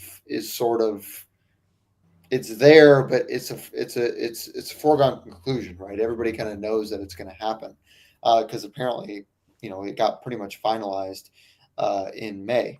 But what's amazing is, and I think Brian brings up a quite good point / question, is if a lot of these guys that initially signed, have their contracts kind of go away or they're not renewed or whatnot, and then 2025 goes off, whatever, and then you have the beginning of 2026 where PIF and PGA Tour merge, and then Liv is now a proponent of the PGA Tour, then essentially what it comes down to is you've got multiple teams now where these PGA Tour players are playing, and they play, like I said, 8 to 12 tournaments, and then they can take, watch, they'll make a rule where it says they're going to decrease the minimum amount of tournaments for these guys to play in order to keep their membership, and because they're going to count those live team events as events, and it's going to be something that is stone cold locked up for the top 30 in the world, and that's just again how it should have been in the beginning. But to answer Brian's question, I was going to say, Brian, I think that is accurate. Yeah, it is. That's accurate. Brian Shane asked, serious question, with so many contracts expiring at the end of 2025, the PIF has indicated that franchises will have to pick up the costs of their team contracts. Is that accurate? It 100% is, because guess what? Dustin Johnson just had to negotiate a contract with Thomas Peters to bring him over to the Four Aces. And that's why the writing's kind of on the wall for Pat. I wonder if somebody's going to pick up Pat. And he'll be a free agent, it sounds like, yeah. Yeah, pretty much. I want to make one more point going back a year or so, when Liv started, and there was a resounding thing where people were like, these guys don't care anymore, they got so much money, all they care about is the money, they're playing less golf. Well, if that was true, why do you still have these guys wanting to go out to all these DP World events and all the chances that they have again to get world golf ranking points? They're still very much into competing, I think, and going and showing what they're made of. So back to that, Yeah, they made a lot of money, but these guys still want to go play all over the world and win. I mean, I think for some of them certainly, but for the majority of the guys that did get the cash, a Brooks or a Dustin, Cam Smith is rarely seen outside of the Asian tour. But you got to Oh, remember the Cam Asian tour. loves it, Yeah, being yeah. over in Australia again. Exactly, right? So the Asian Tour and the DP World Tour are two different things. They don't have to compete on the DP World Tour. They're not Correct. obligated to do so. I So know. when you see them, so I'm adding to your point. So when you see them on the DP World Tour, that is by their own decision. That is not in their contract. When you Right. see them in the Asian Tour, that is absolutely 100% in their contract, and that's the only reason why they're well, I shouldn't say that. That's a major reason why they're playing. I think So you have a it's pretty totally different. good percentage of the live field though, right? Where they are starting to venture out and play in these events that they don't have to be at. Yeah, I My mean, a point. Dustin and Outside a of guys like Brooks Dustin and Johnson, Phil. because Yeah. Dustin is in his retirement mode. I mean, you look at the picture of him; he's been eating healthy, and not healthy in terms of healthy food. He's been eating a healthy amount of food. I mean, Dustin is living the dream right now, and that was one of the rumors amongst all caddies and everybody. And we even had some sources that were like, "Oh yeah, that's real. We've heard it from Dustin And that after his 3-year contract, he's going to retire." and they would And have done the same thing if there was no additional product to pay them and an exuberant amount of money. They would have grabbed as much cash as they could on the PGA Tour as fast as possible and done the same thing, like I tried to mean, play less golf. it's a tough thing, right? Because obviously these guys play 20 to 25 events anyways on the PGA Tour and amongst the majors, and maybe a BMW Championship or something like that in Europe. But for the most part, a guy like Dustin Johnson, having won the Masters, having won the U.S. Open, being one of the best players in the last 20 years, certainly one of the most consistent. A guy like that was just hoping for a payday that was big enough for Right. him to be able to take care of his family And chill. outside and But and chill the there's a fuck out. caveat to that because Dustin Johnson, I think he actually likes it. That's why I'm he's sure he not does. retiring, because he's like, shit, I get to spend so much time on my yacht anyways with my Yeah. family and everything. You I'm get to play a only little going golf. to play in live golf events and the majors. And that's going to be good enough. And I'm going to keep it going because there's no sign since him signing around that whatsoever. I think he actually enjoys that team He aspect. still wants to play golf.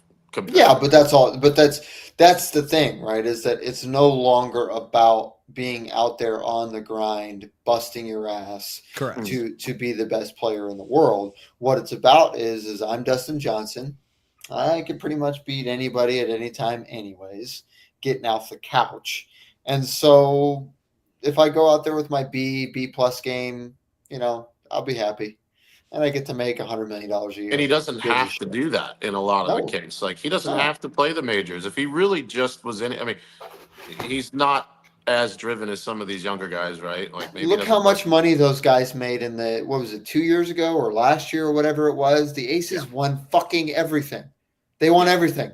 So yeah, he's making even more money than he signed for. On top of what he signed for. Or a guy So like yeah, Bryson is a good example too, right? Like this guy's got. I mean, he is. he raking still wants in to be cash. he still He wants is- to be the best player in the world. He is fucking practicing probably more than he's at least as hard as anybody in the top 10 in the world, like on a daily basis. I believe. The other side to this is that, and this is kind of old news now. I don't know if we mentioned this or not on our marathon of episode. Oh, I think it got cut last week. But good old Greg Norman is being replaced. So we had reported that, oh gosh, what the heck is his name? Last name is King. Mark King. I think it's Mark King. Mark King.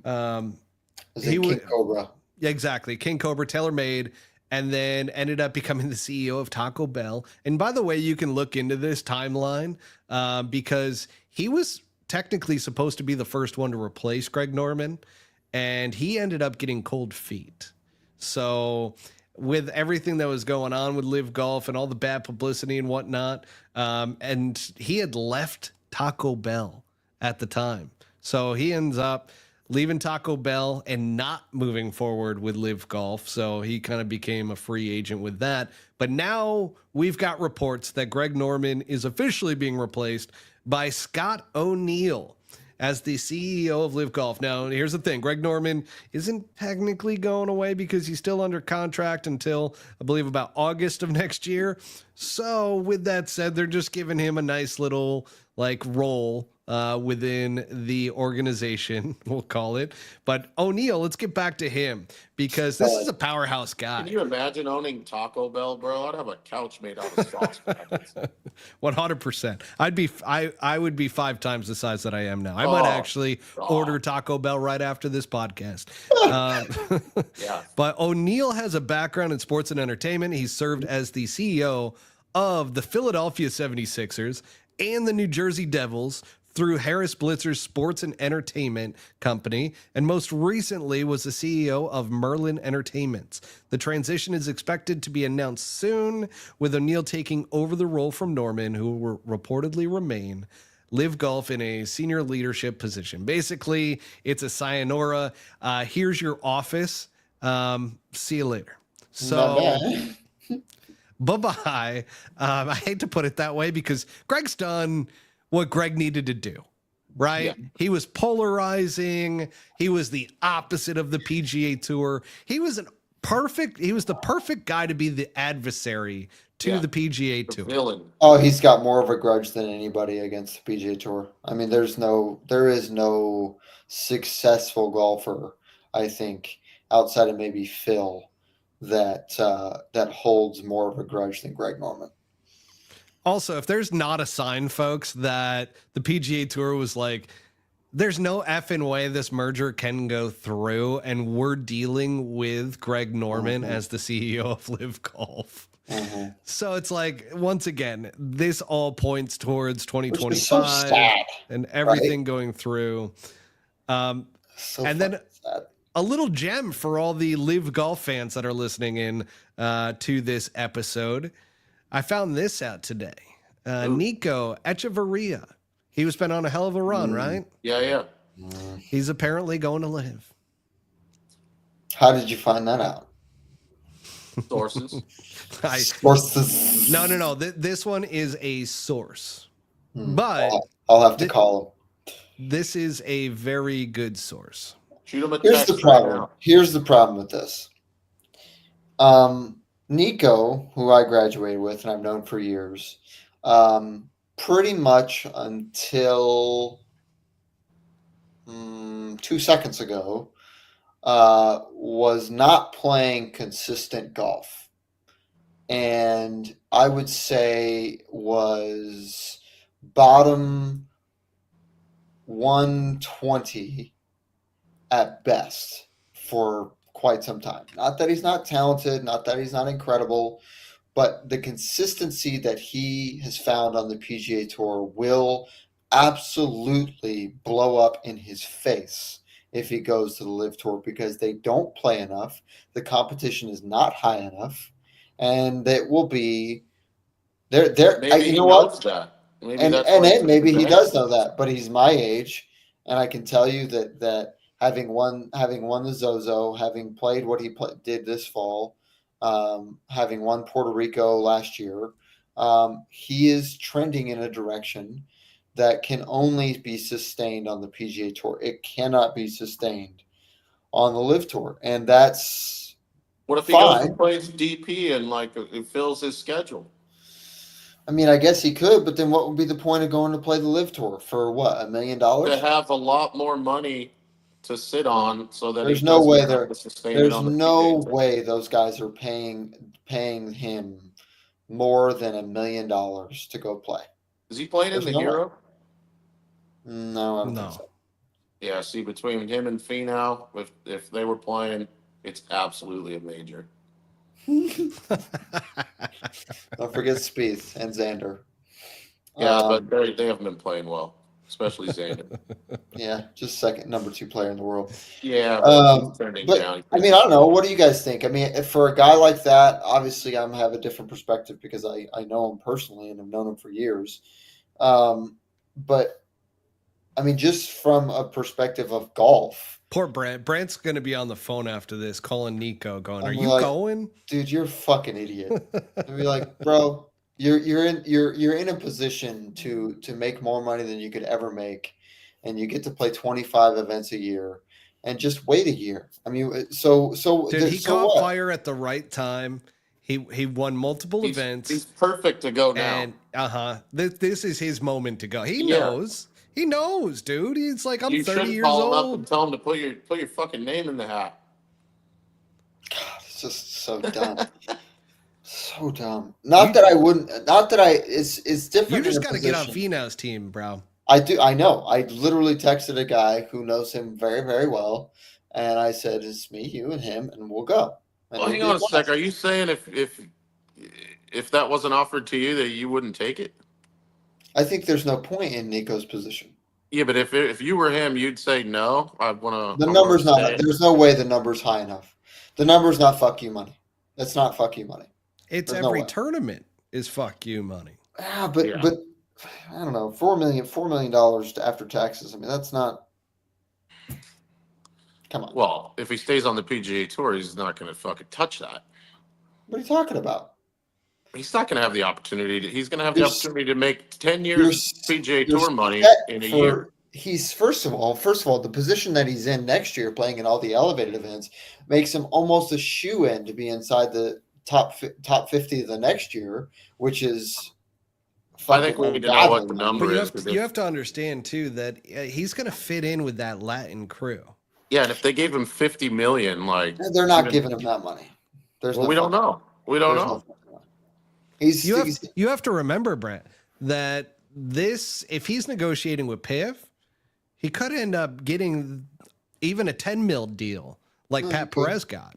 He could, yeah, but that was because Pat went early though, and Pat was a steady journeyman guy that kept his card forever. Yeah, but Liv for a Liv trending still has young to star. fill some spots. Oh no, don't get me wrong. A trending young star on his way up, like that seems like nothing. Like I hope he gets fucking 30. But what I'm saying is I don't look at him and see. But see again, it just goes right back to this thing that if the deal gets done, what does any of this matter? If the deal gets done and they get to fall under the PGA Tour, he's going to have a lot more money and he'll be. It won't matter. Yeah, that's why the person I was talking to today, literally was just like, "What do you mean?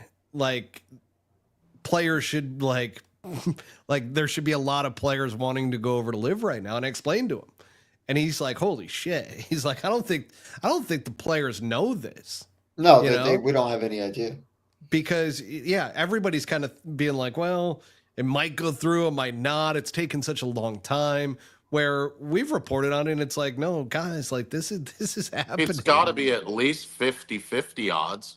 And if it's 50-50 odds, if I'm him, I'm doing it. Like all. You also don't want to be a John Rahm either, where you're just like so like resentful to the fact that you can't play in tour events anymore because you signed and you literally thought the deal was going to happen. No, John's past that now. He's accepted it. He's a YouTube golfer now. But you know for a fact, and we all have heard the whispers, right? I've spoke to people that are close to him, and he wishes he could go back and give the money back and play on the PGA Tour.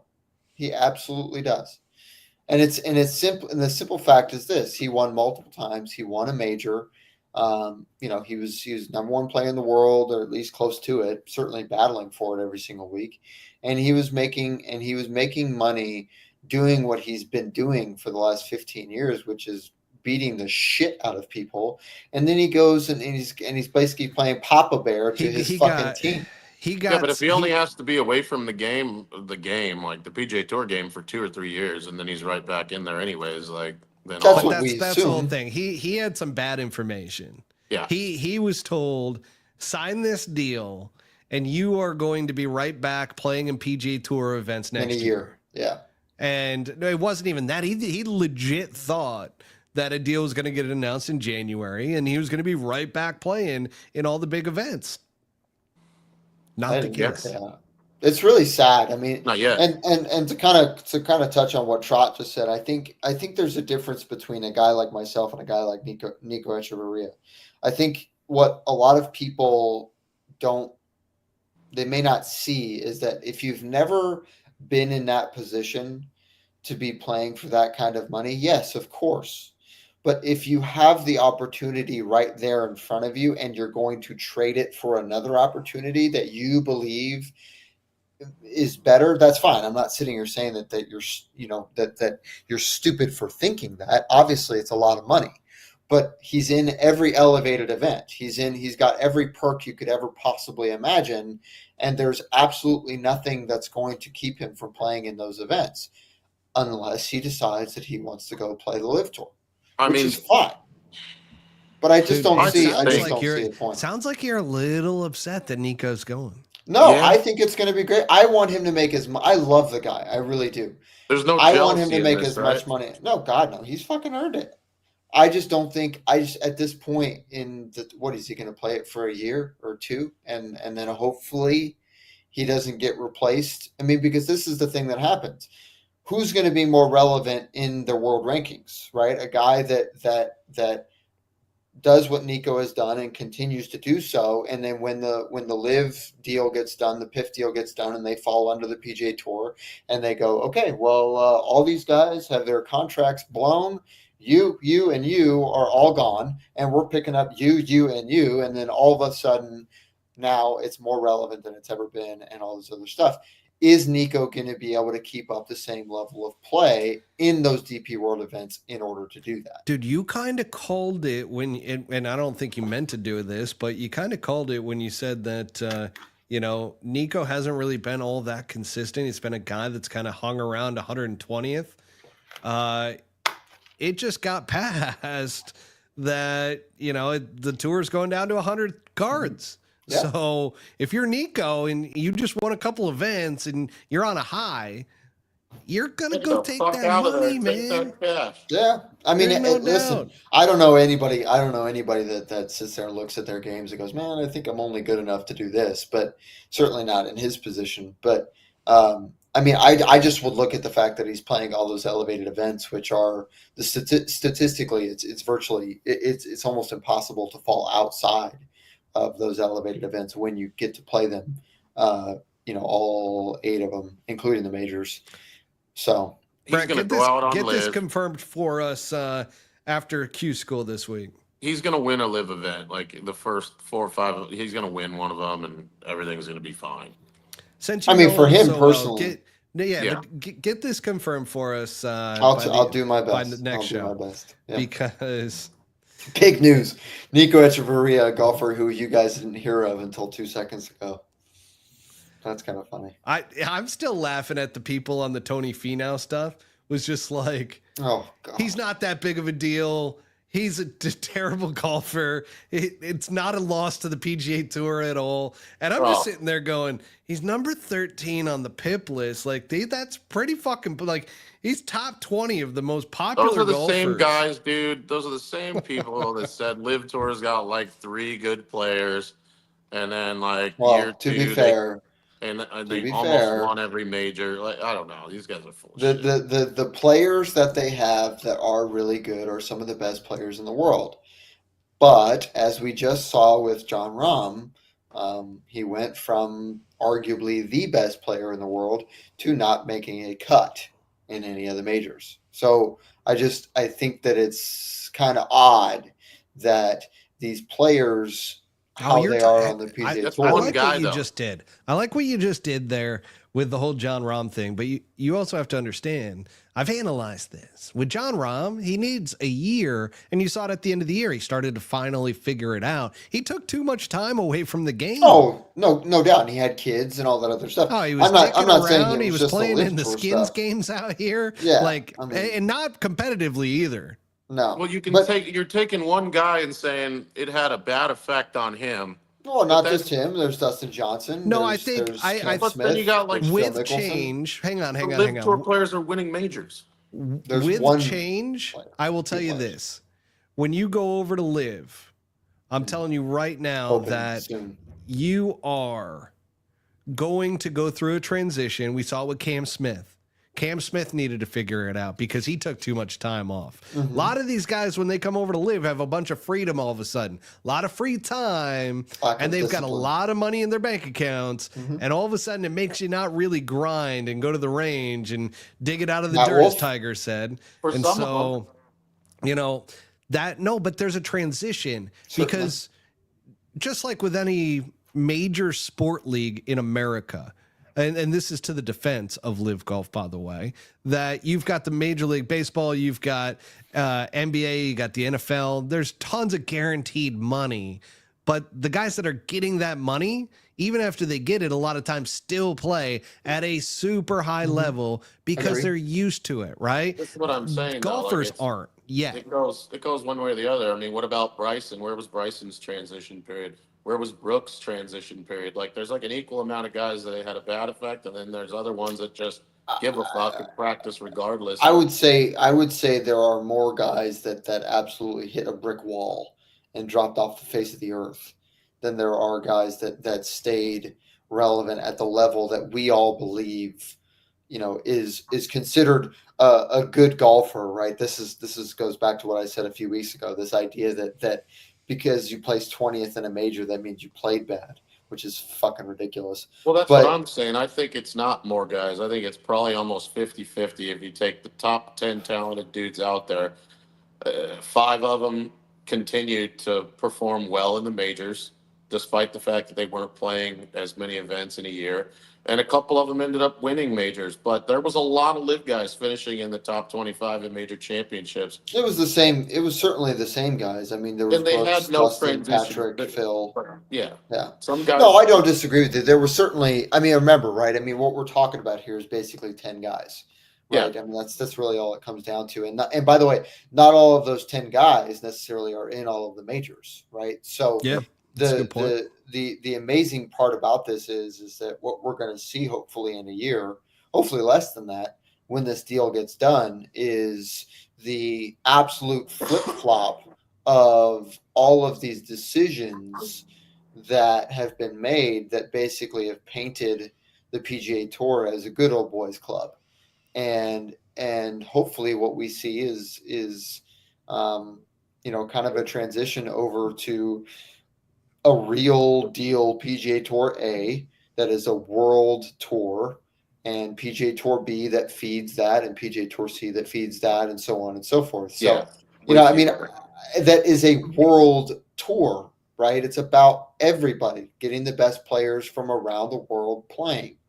And I think it's an absolute travesty that we have this situation that essentially is going to end up where all of these guys are going to have to somehow kiss the ring when they come back or somehow. And I think that would be a mistake. Treat these guys as if they never left. Bro. No, I don't want them to. They're going to fucking hang out with the same guys that loved them before, and that still exists. I think, and they still do. I mean, it's the guys that have gotten a little bit long in the tooth, like a Dustin Johnson. I think Brooks is certainly stretched about as far as he could go. But the only guys that were left, the TGL will be at by then. Can you even imagine? Well, exactly right. I mean, what's that gonna look like? In 2 or 3 years, I don't know. Yeah. I said I think it's just gonna fizzle out because it's gonna be unnecessary, and it's just not really gonna. I just do. I think it is because there's gonna be so much money that's gonna come in from PIF. I'm just joking. These guys are gonna be so busy. Guys, I got to be honest with you. I haven't heard a single thing you guys have said because you guys got me so hyped on Taco Bell. I'm putting in my order right now. What did you go with? Oh, you want to hear the list? Sounds good to me. Yo quiero Taco Bell. Yeah, I'm going to tell you right now, my wife, she loves the chicken quesadilla with some extra creamy jalapeno sauce. Ooh, and right now they've got a buy one get one here locally. So little BOGO deal there. I become a big fan of the grilled cheese burrito, the chicken grilled cheese burrito. There you go, boys. I go with the chicken on that one. It's actually very similar to the quesadilla, but in a burrito format. Absolutely Add love it. potato to that. Oh, dude. And then you've got I've had Taco Bell since I was a kid. It was actually in upstate New York. It was the only Mexican restaurant we had for the longest time. So I actually thought that it was like real Mexican food. PSA, it's not Mexican food. Just so we're clear. Crunchy tacos take me back to my childhood. So I'm getting 2 just regular crunchy beef tacos and then a soft taco beef, but adding the tomatoes is a game changer. What kind of sauce? Do we go fire? Oh yeah, absolutely. Fire sauce. Full fire. That's going to go great for his guts that he needs to get. Well, he's got that. Up. In order to get Japanese another deal too, by the toilet. way, in order to get another deal for the Catalina chicken quesadilla, I guess they're really trying to push this. They want people to try the Catalina version. I have to spend at least $25. I am $2 away. Fucking Catalina wine mixer. You know what I'm going to add to this? Can you split the order so that some of it comes here and then you still get the deal? I wish I could, my friend. I would bring it over to you myself if I wasn't, a little bit on the sick side. But I'm going to add a couple cinnamon delights. You guys have these before? Oh, dear Lord. The cinnamon delights are just... The Baja Blast. God, this is just a heart attack waiting to happen. Your bed sheet is going to look like a hot air balloon. Or red hot air balloon because he's gonna shit his pants. Oh my God! By adding the cinnamon or the Cinnabon you need some Chipotle away. my subtotal went from $43.77 down to $26.59. Tell me that ain't a fucking deal, boys. Wow! Absolute. And then you got to pay $85 and wait 3 hours for. And no, they are not sponsoring this episode, by the way. We should reach out to Taco Bell. If only Mark King was still there, we'd have connections to him. Yeah. I can, just you describing your order, I can smell the Taco Bell. Yes. Like it's a genuine Taco Bell. I love smell. the Doritos Locos Tacos, bro. I love that with no lettuce. Those are good. Extra cheese, some nacho cheese sauce on there. Oh! Can you imagine your day tomorrow if you crushed a couple of those right now, Brent? I wouldn't make it to the fucking course, dude. Just assassinating a porta-john. My body right now is so fucking cleaned out from what I fucking puked out last week, dude. Well, I can tell. It looks like you just took off your fucking combat boots from a run. Dude, it really does. I can't get it. And you have like the gray shirt on too. Yeah. Like, do you have your camouflage pants on with the cargo? I did wear some camouflage underwear this afternoon. You probably I don't know if you can see this or sheet. not, but oh shit, I probably shouldn't have done that. Can't see it. We're gonna have to get rid of that on the episode. Yeah, don't show that. So did I miss the Swannies style segment? Yeah. Oh man. No, dude, we talked about shoes. Oh, okay. Shoes, and now we're gonna look into Swannies making Matt a diaper because Matt needs a diaper. He's going to assault. We need that fucking Black Swan collection. Have you talked to Swannies? Yes, we need the Black Swan. We need the Black Swan. I hope you're awake when you shit your pants tonight. I hope you're at least awake. So I don't know why you guys are saying like we went very positive on Taco Bell. Well, you said you're very sicker excited. than shit. Like it's gonna go right fucking through you. It's been a lot of respiratory. It's been a lot of head, and it's just But I guess we're gonna add the trifecta here. Ugh. Hopefully, that's a good one. All right, boys, that's all we got for tonight. That's it. Oh, I have a question. Legitimate question. Yeah, sure. Seriously. Right before Christmas. Jingle bells. There's some things that need to happen. We need to come out. We need to do some stuff at a place. At a place. Mm-hmm. Plant some stuff. Mm-hmm. You have to plant some stuff on the place. You understand? Yeah. Mm-hmm. Little road trip. Shoot me a text. Oh, I will. What dates are you thinking? I will get back on the 16th, so pretty much anywhere between there and Christmas. Oh no! I'm gone 19 to 23. Ow. I'm gone 20 through 26. So 17th and 18th, then perfect. Yeah, I mean, we might have to do the show out there on the 17th, and it might be a 17th and 18th. Butsy, you up for a road trip? You want to pick me up in your Hemi? Hemi. Yeah, man. Come on down there and Hemi. I'll get some snacks for the road trip. We're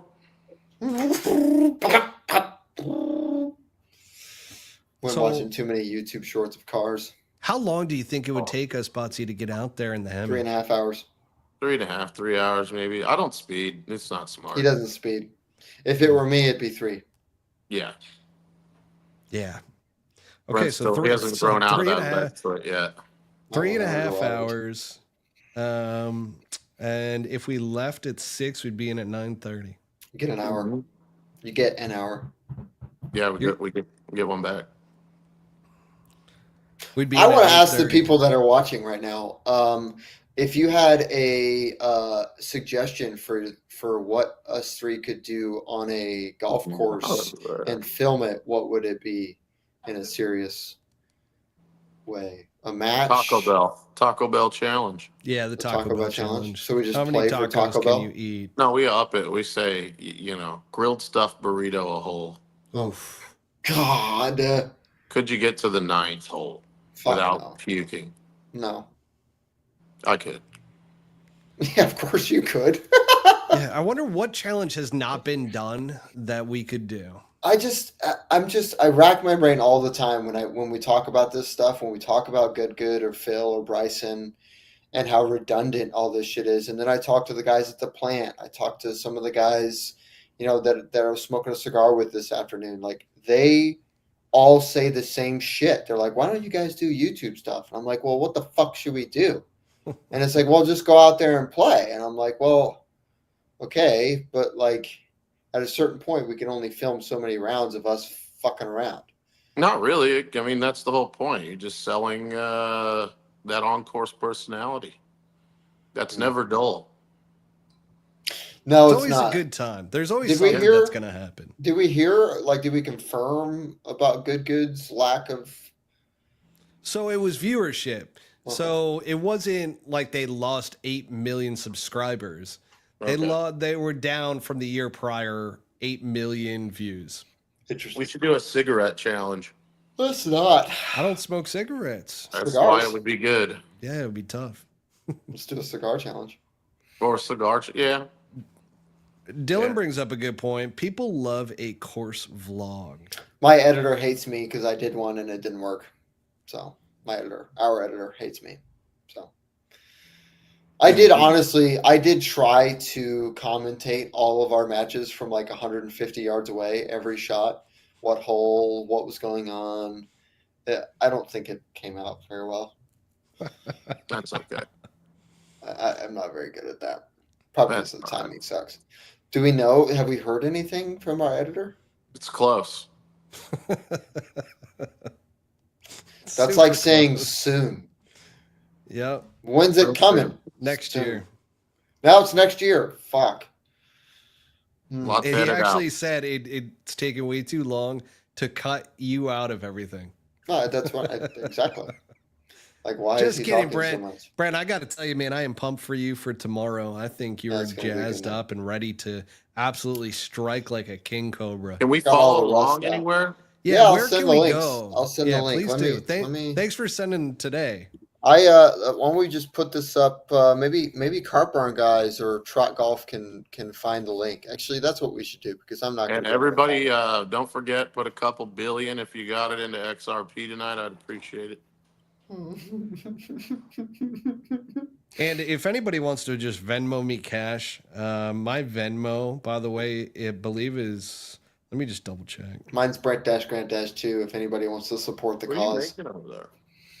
No, I really need it. Yeah, I mean, you guys can send me. It's at Matt_Cook. So MATT _COOK. Get a Venmo first. That'd be hilarious. Furthest from the pin, each hole takes a shot of your favorite liquor. Fuck that. Takes a shot of your favorite liquor. Oh, actually, that would be interesting. Play a 9-hole match. Really bad. 9-hole match. The cheap wine challenge. Oh. I wonder if I could get at least $100. The sent fireball to me. challenge. Matt _ Furthest from the pin each hole takes a shot of your favorite liquor. Yeah, that we could work.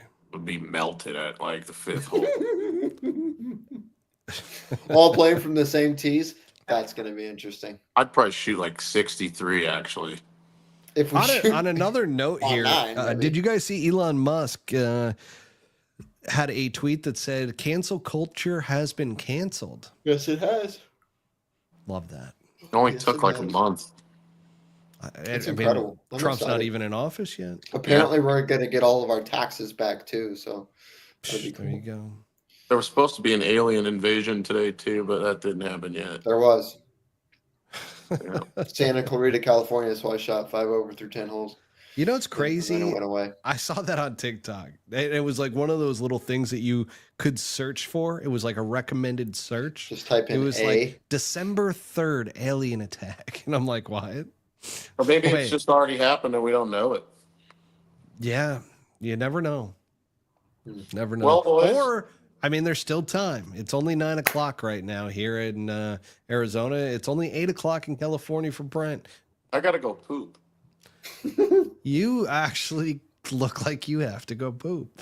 The way you're sitting and everything is like a kid that does not feel very good. But it's been a long time. I mean, we're gaining more and more viewers as we go along here, and somehow we have like eclipsed the hour. And whenever we start just talking about random shit, we always see viewership start to tick up. I don't understand it. Well, it's relatable, man. Okay. Well, gentlemen, Brent, good luck tomorrow. One shot at a time. Butsy, love that. One turn at a time. And just remember, folks, if you want to Venmo me, feel free to send some money over to Matt_Cook on Venmo. Or if you know anybody who is really rich and wants to buy a Grass League franchise, we have 2 great team names for them and some great players that would love to play in it. Myself, Botsy, potentially Mr. Grant here, and I'm in no matter what. More. So that being said, our 2 team names are either Pull Hook, which we could be the Pennsylvania Pull Hooks. Pensacola Pull Hooks. I like that better actually.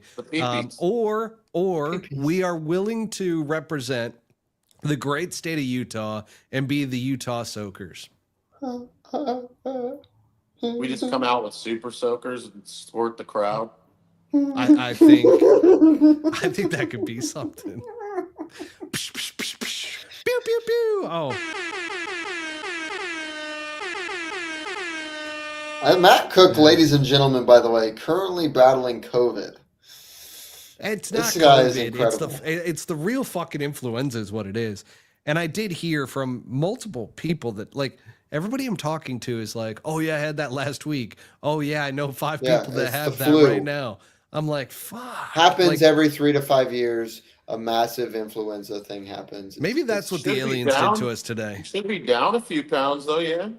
I have no idea. Well, I'm going to be back up a few after Taco. But then he's going to be back down a few tomorrow morning when he's literally shitting his brains out. I also cannot believe that Butsy's influence on me has been insane throughout the months, because who would have ever thought that in the middle of an episode I would be ordering Taco Bell? Jesus.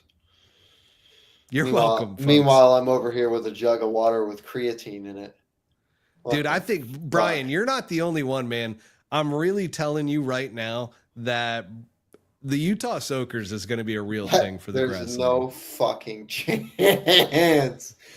No fucking chance. Brent, how many push-ups are you going to do before bed? And then I actually legitimately, he folded his own bed sheets, even though they were already folded. I love that he's even talking like Forrest Gump. I did. That's all I got to say about that. Now became ping pong champion. I was running. Jenna. Box of chocolates. Then the rain fell. Rain came up from the ground. You're gonna get. I have a selfie of you, Brent, and the amount of AI face swapping onto Forrest Gump that is about to go down and sent to our group chat. Oh Please do. my I love God. it. Please First do. one Oh, is going to be hang on. you on the park bench. Your You know cheer what can I'm be, talking about. you know what I'm talking about. Oh, if you're an Office Space fan, you get the reference. Of course I didn't do it get right. The If O anybody face. wants to reread that. Oh. Oh, I was just reading it as regular text, and then all of a sudden I see the Office Space at the end. Like, son of a bitch. Best Didn't read part it is that right. guy backing out and gets T-boned with his jump to conclusion, Matt. Utah Soakers. he's so fucking bad. Ladies and gentlemen, Utah Soakers. The Utah Soakers. Starring Butsy. Brent Grant, a.k.a. Forrest Gump. And yours truly, Matt Cook. Matt, or you know what you should do, Brent? Just have the Bubba Gump Shrimp Company sponsor the team. how do I get that done? We'll talk about that offline. Peace out, everybody. Have a good night.